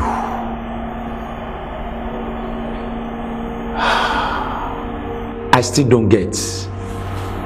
Who are those victimizing the citizens of this country? Aolumpaya, show your face. Hi. Consola. Yeah, Daddy. Our pictures here, Tanwe. As a detective, kí ni connection to wà láàrin gbogbo wọn? Kò sí connection kankan láàrin wọn ju pé àwòrán lásán ni wọn. They are pictures? Yeah, àwòrán lásán ni wọn.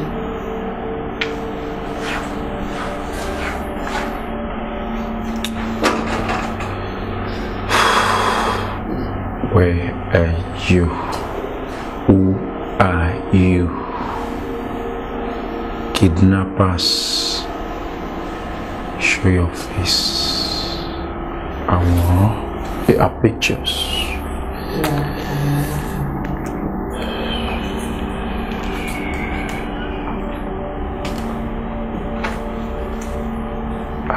Yeah, pictures. Okay.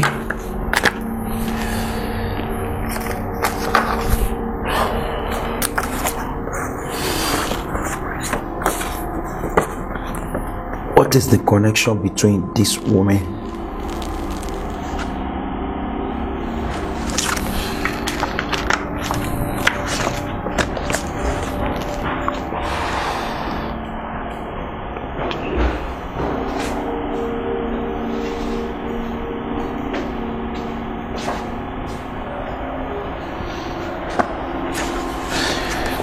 Oh, Shayo.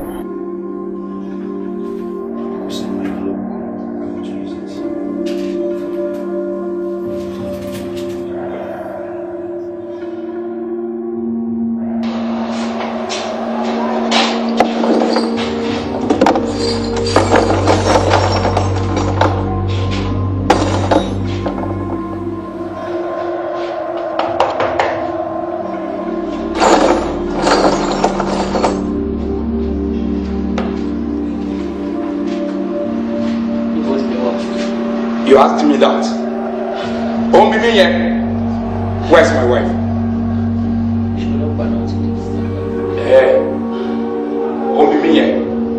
Ṣé pé mo ti di kidnapper?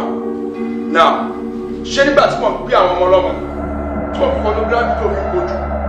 Now, ó wá bí èmi pé mi náà ti di kidnapper. Where's my wife? Ìkànnì ẹ̀, you are a wicked soul. Yes. Bẹ́ẹ̀ni.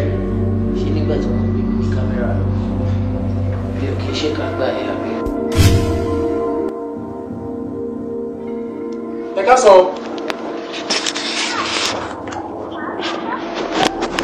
Ẹ ká sọ. Ẹ ká sọ lé o. Ẹ ká sọ. Ẹ ká sọ. Bros, ẹ jọ sáà photographer tó ń wà mí báyìí tó ń gbé bí abẹ́yìn ní sáà. God bless you, sir.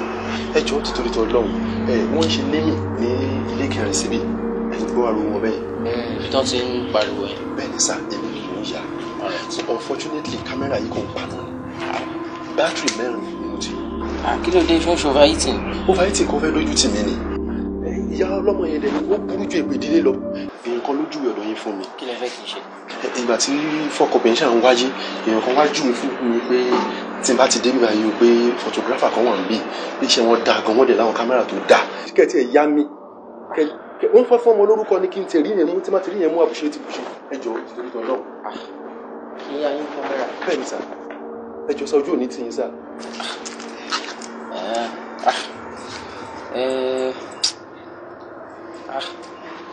ojúlówó ojú ṣàánú ẹ̀ẹ́dẹ́gbẹ́ kójú tì. bẹ́ẹ̀ ni sà. owó èdè ilẹ̀ máa san. kí ni ìdíkè ẹ̀gbọ́n ọjọ́ ti lọ gbogbo nǹkan tí mo fẹ́ ṣe mi ò lè lójú 30 minutes mọ́. ó dá ẹ lọ yà yókù pẹ̀lú kámẹ́rà yín gbà yẹn.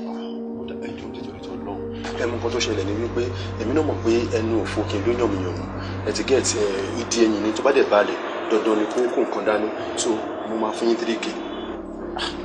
3K yẹn kéré o ẹ̀ẹ́dẹ́gbẹ́ kójú tì. bros ojú tí ń tì mí lọ rẹ di ẹjọ́ náà. kójú má bàa tì yín inú àsanwó. kódà má 500 sí ẹjọ́ 35. bẹ́ẹ̀ ni sá. màmá ní ìjọ. tí bá ń bọ̀ máa gbá yín gbóúnjẹ dání.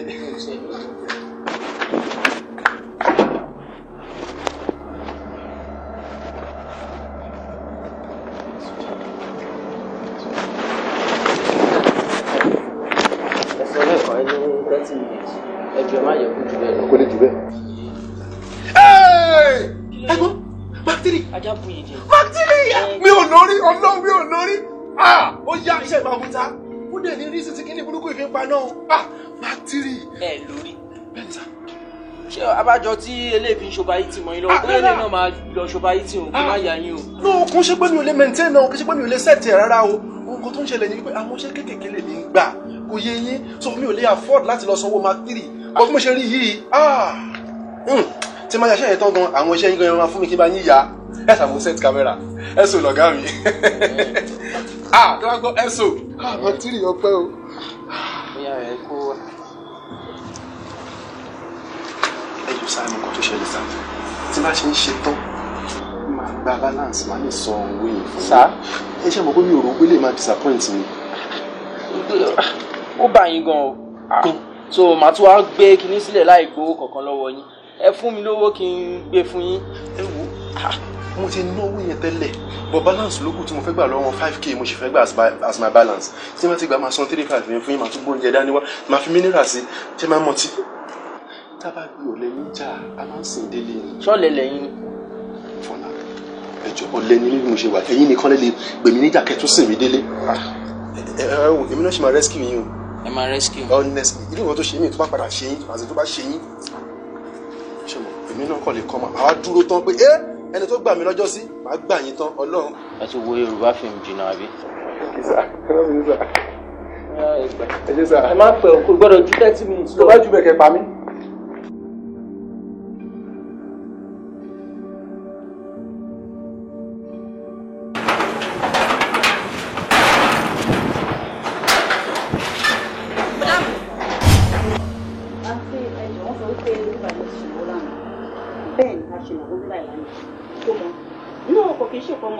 introduction ni a ṣe. bẹ́ẹ̀ ni introduction ni a ṣe kò ṣe lémi lọ́sàn. ṣe bẹ́ẹ̀ sọ pé kò mọ̀ náà ṣe bíbá ìlànà. ẹ jọ lánàá ẹ ṣe kó mọ níbí yìí. kí lẹ ń sọ àní kò ń ṣe kó mọ introduction la ṣe bí lánàá. no ìkómọlẹ́ṣe tí ẹnìkan wá yá kámẹ́rà lọ́wọ́ ẹnìkan wá gba kámẹ́rà lọ́wọ́ ó sọ pé òun fẹ́ fi yà yín mo ń gbáriwo ń bì lánàá. ẹ gbáriwo bíbá yìí lánàá. ariwo tó ń play music. Awo gbakanira máa ń ní bíbá yìí lánàá. Kó ta fi ya fọ́tò nílé. Bẹ́ẹ̀ni ẹ wo pálọ̀ ní ìgbà ṣe kò ń ṣe pé àtẹnì ìgbà. Fóun wo lẹ fi yà fún èlé ti sọ kọ́lọ́nù ẹ̀ lè lo fóònù èlé kámẹ́rà mi lè lọ́lọ́ bí lánàá. Ọpọlọ tẹ́ gan ti sọ kọ́lọ́nù má fi gba kámẹ́rà lọ́wọ́ yìí. Ẹ bọ́ sẹ́yìn. Ẹ jẹ́ kí ẹ ṣe. Wọ́n wá gba kámẹ́rà ẹni tó bá ń ya fọ́tò gbọ̀ngbọ̀ngbọ̀ tó wá ya fọ́tò lọ́jọ́ ní ìgbà láàyè. Ó wá gba kámẹ́rà lọ́jọ́ ìgbọ̀ngbọ̀. Kámẹ́rà yẹn gbọ̀ngbọ̀ lára ẹni ẹ̀dà. Ilé ń sọ tẹ́ ń tẹnu mọ́ kan náà tẹ́ ẹ̀dà bí borò rẹ̀ méjèèjì. Aláàlọ́ kámẹ́rà lánàá tẹ́ ẹ̀ gbọ́rọ̀ ni.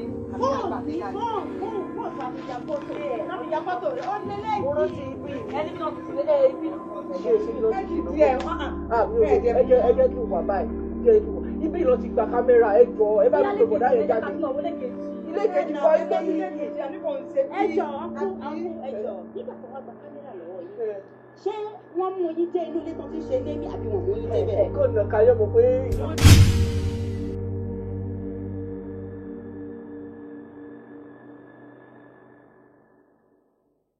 ẹ kú jókòó ṣé àwọn ni. ẹ̀gbọ́n yín ni àbẹ̀rẹ̀. I'm Inspector Precious. ọ̀gá ọlọ́pàá ẹ̀ ń tà sọ yẹn lélẹ̀ ó ló gba kámẹ́rà lọ́wọ́ mi tí ò dá padà ó nílé ẹ̀ mú dáadáa ó lè sá lọ. It's okay. You have reported the case to us. Please let us handle it. ẹ̀ mú dáadáa náà ló jẹ́ máa pariwo owó kámẹ́rà mọ̀ ó wọ́n gidi gan. My name is Inspector Precious and would like you to come over and just write a statement. Kò sí nǹkan tó lé bẹ́ẹ̀ tẹ́ bá dé bẹ́ẹ̀ ẹ máa mọ nǹkan tẹ́ ṣe. ṣé lórí ọ̀rọ̀ kámẹ́rà yìí náà. No. We're not here to talk about anything, but when you get there, you know. Please. Tẹ̀lé wa. Ẹ jọ kọ́tà lè sọ́n bí. Just come with us, please. Your sister is free to come with us. Let's go. Please. Ẹ jẹ́ ká lọ. Ìbádẹ́ jẹ́ ká sọ bí ẹ jọ. Excuse me. I have given you enough respect. Now let's go. Oh yeah. After you. Move. I don't care. All that matters is my wife. Where is my wife? Yahuda!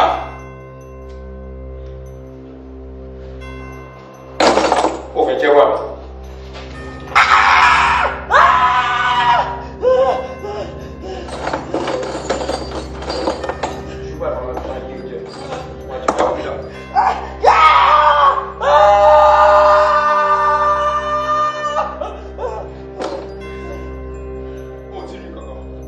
I want to ask you for the last time.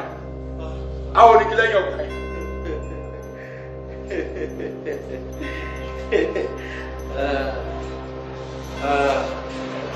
Ada kò má bí torí tó bá túṣu désàlẹ̀ kòkó wàá túbọ̀ bára ẹni jẹ́ sí i.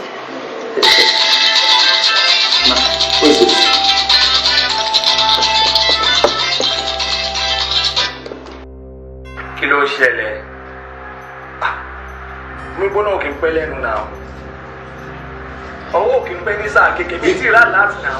Ṣẹ́rí ni ti Tádé yẹn, ẹ pressurize ẹ̀, ẹ bá pressurize ẹ̀ dáadáa, ta fún ọmọ dáadáa. A tún àwọn tó wà nínú sí ẹ̀ sílẹ̀, a lè fi yẹ rope ẹ̀.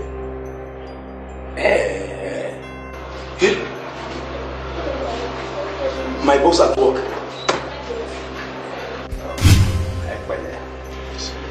Má bínú gbogbo ọmọ tó ṣẹlẹ̀ pátápátá.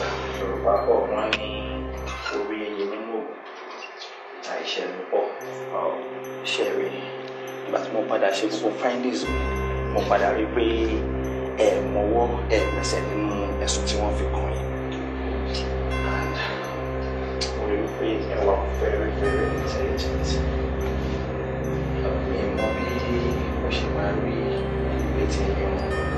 Ó wù mí kí ẹ̀yin méjèèjì kí ẹ máa ṣiṣẹ́.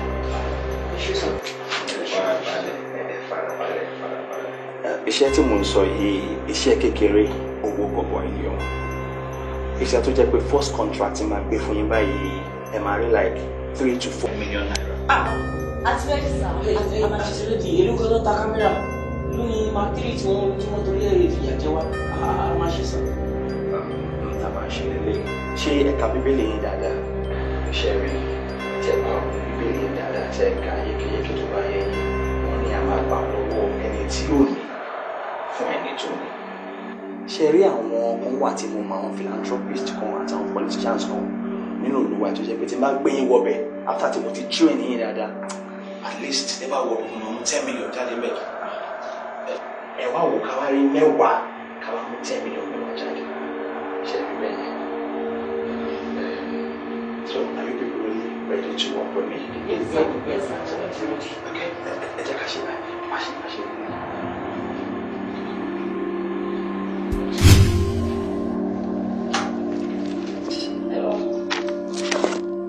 Ọ̀gá ń jẹ fún àwọn ọ̀ṣọ́ ìgbìyànjú wa. Ok, mo máa jíṣẹ́ fún wọn. Ẹ ṣe. Àti ìwé aláàtẹ̀ ṣe. Mo ti ṣe ìmọ̀ ṣe fún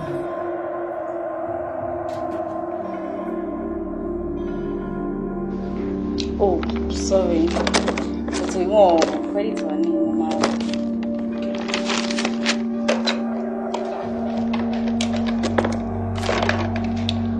Hello, guy. Yeah. Okay, sir.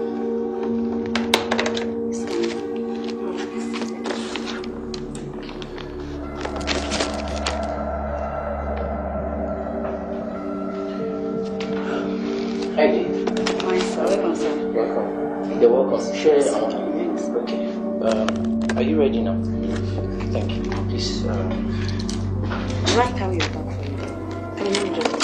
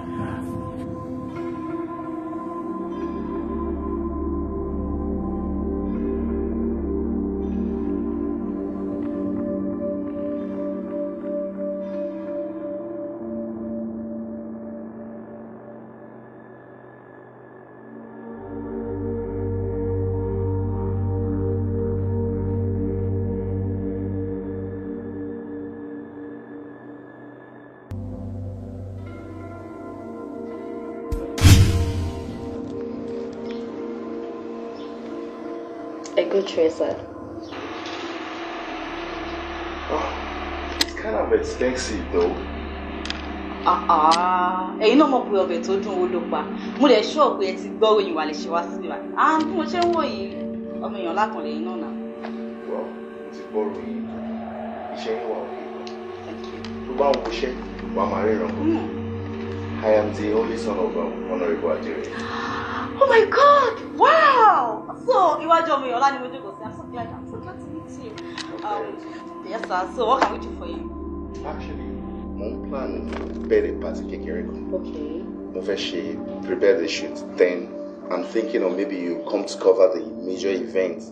Though it's not going to be something elaborate, maybe a silent pool party or go on a boat cruise with my friends. Wow, that would be expensive for Eddie.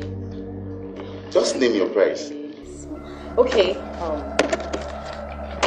Sign here. Your phone number, your address. Okay.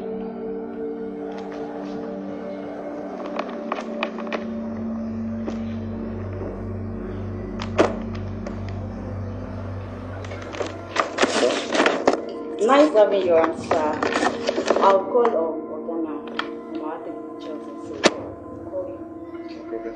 Nice having your answer. Thank you.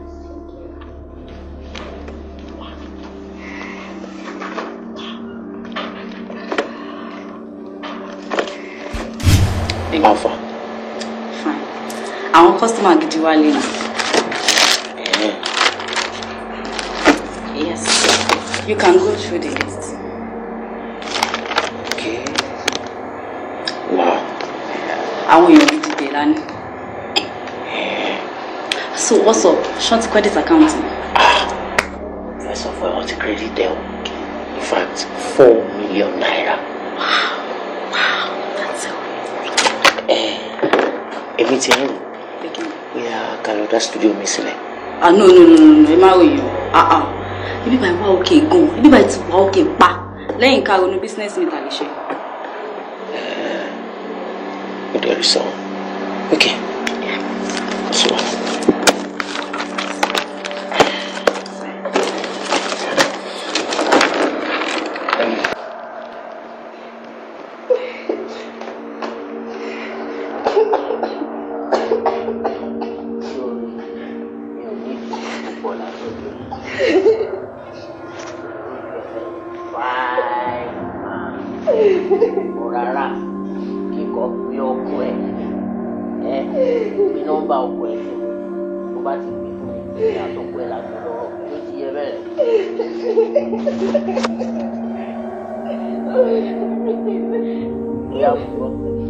The right one. Má pe wrong number fún mi. Tó bá pe wrong number fún mi, ìyá á jórí ẹ̀. Gbọ́.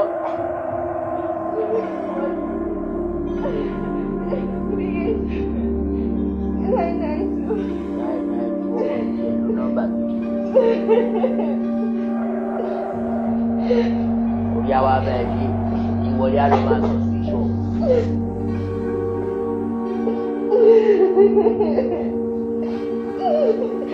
Àbáláyé ti sùn ní kò tí ì rí ẹni ó ti sùn.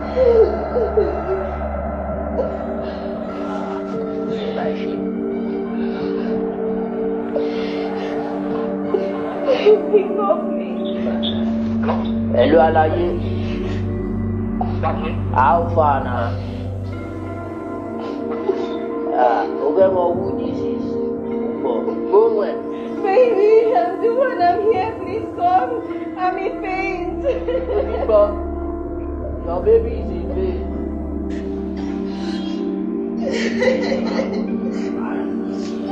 Please let me go. Go. Yeah, welcome.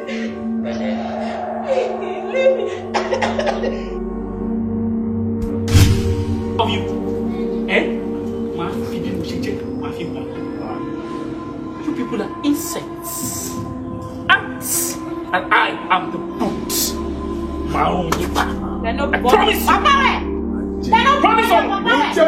They're close your head. All of you are bastards. Bastards. What's happened for years? I don't understand. I'm a wasted. I'm a wasted. So. Who is that guy? Ọlọ́pàá olórí burúkú kan tó kàn máa ń wá bí tó máa ń níyàn tó máa ń ráyàn bíbá. So what's it? Oh, wait. Ó máa wá bíbá. Yes. Okay. Why is he ranting? Play tó wá pariwo. Ó là pààyàn kan. Don't worry. Ó là pààyàn kan. Ṣàṣẹ̀ṣẹ̀ pààyàn. Ṣé na today they keep person? Say wetin? No. Ó máa ń ra nǹkan. Ajé àjọ wà ní 247. Are you fair? When they ask me that question. Wow.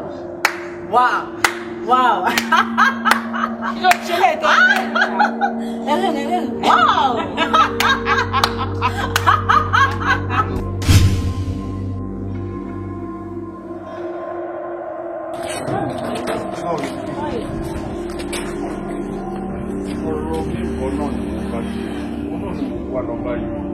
Ọ̀dà mi ṣe ti lọ sí police station yìí.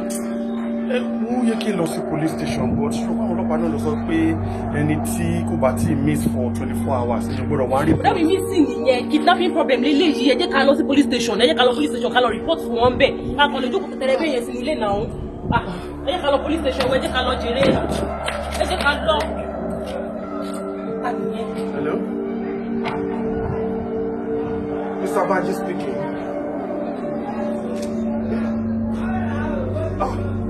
Níbo? Báwo ni? Ṣé wọ́n ní? Ṣé wọ́n ṣe kọ́kọ́ fún ẹ? Hello? Ẹ ń gbọ́. Rárá mi ní ìbọ̀bọ̀ ọlọ́pàá. 5 million. Ní mo ní fẹ́ rí. Ní mo fẹ́ 5 million. Mi ò rálẹ̀, mi ò kọ́lé, mi ò ní kankan. Kí ni mo fẹ́ tà? Ẹ ṣàánú mi 5 million pọ̀. Mi lè ìfọ́fọ́ ọlọ́pàá ẹjọ́ tó ní Ọlọ́run ẹ má ṣe kankan fúyàwó mi ẹjọ́ mo bẹ̀ yín ni.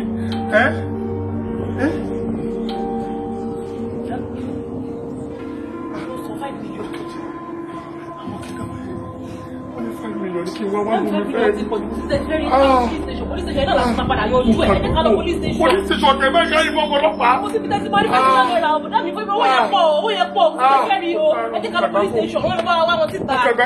Ẹ jẹ́ ká lọ fún àwọn jáde. Mi lè ìbọn fọlọ́pàá.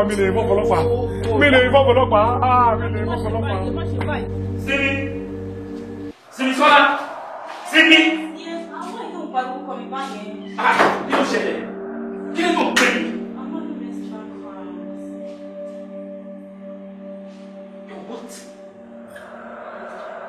Wọ́n bá ṣàkàtọ̀ ní pè mí lẹ́yìn.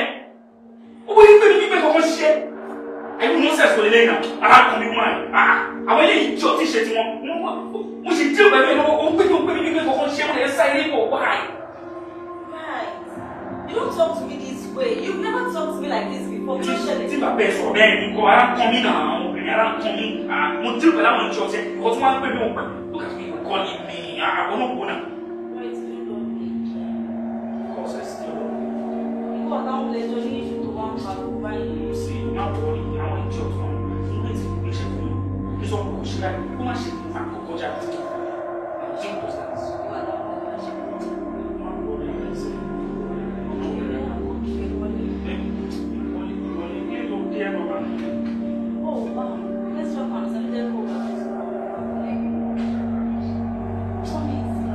police said you want anything, can I speak to you?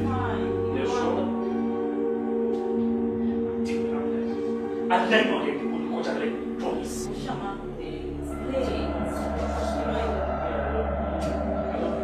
Not you. How are you, pal? Yeah, I love you. Right, you know I love you, right? Right. Right, you know I love you. Right, I love you.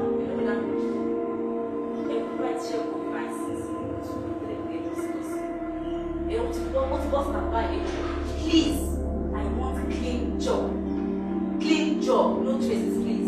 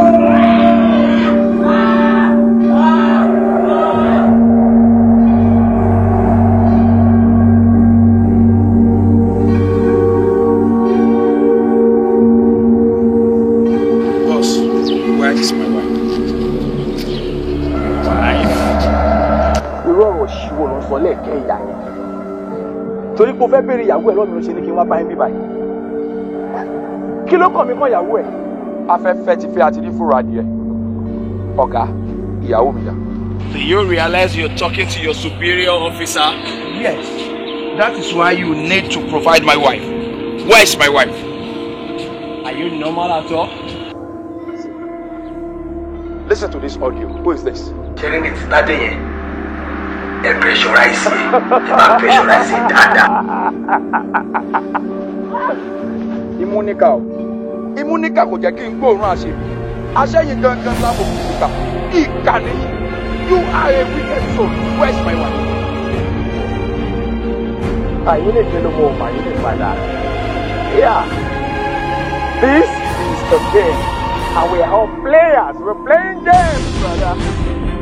So you are playing with my wife. You are playing with my emotion. Abi?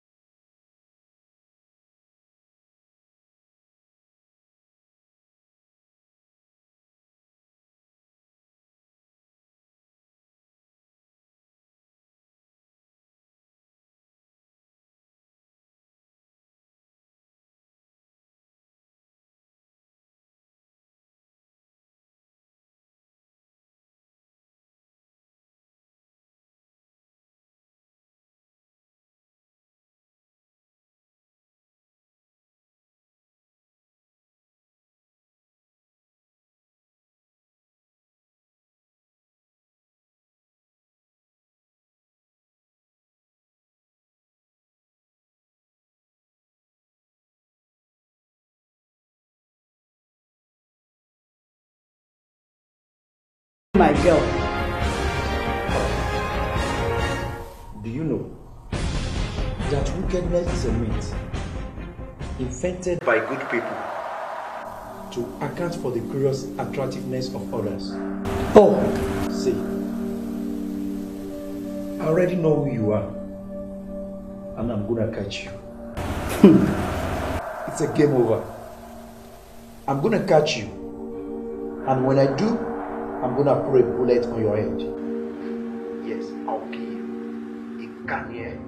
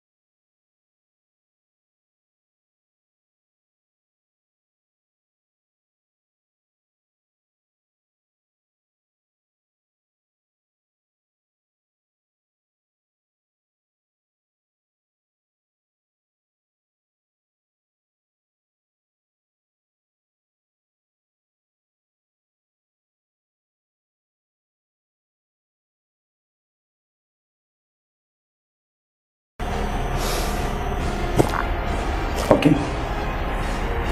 Apart from you, who else is involved in this business?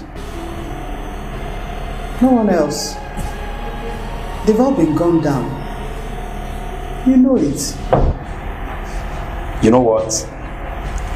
You know I told you on phone.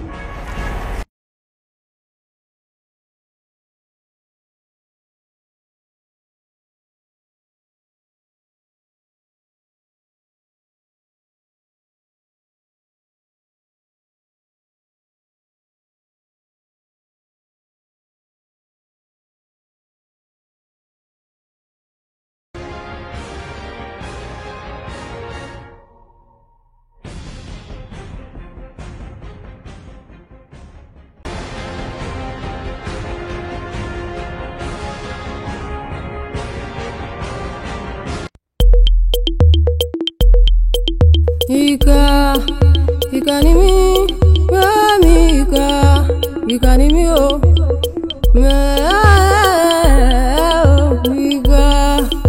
Ika ni mi, Ika ni mi o.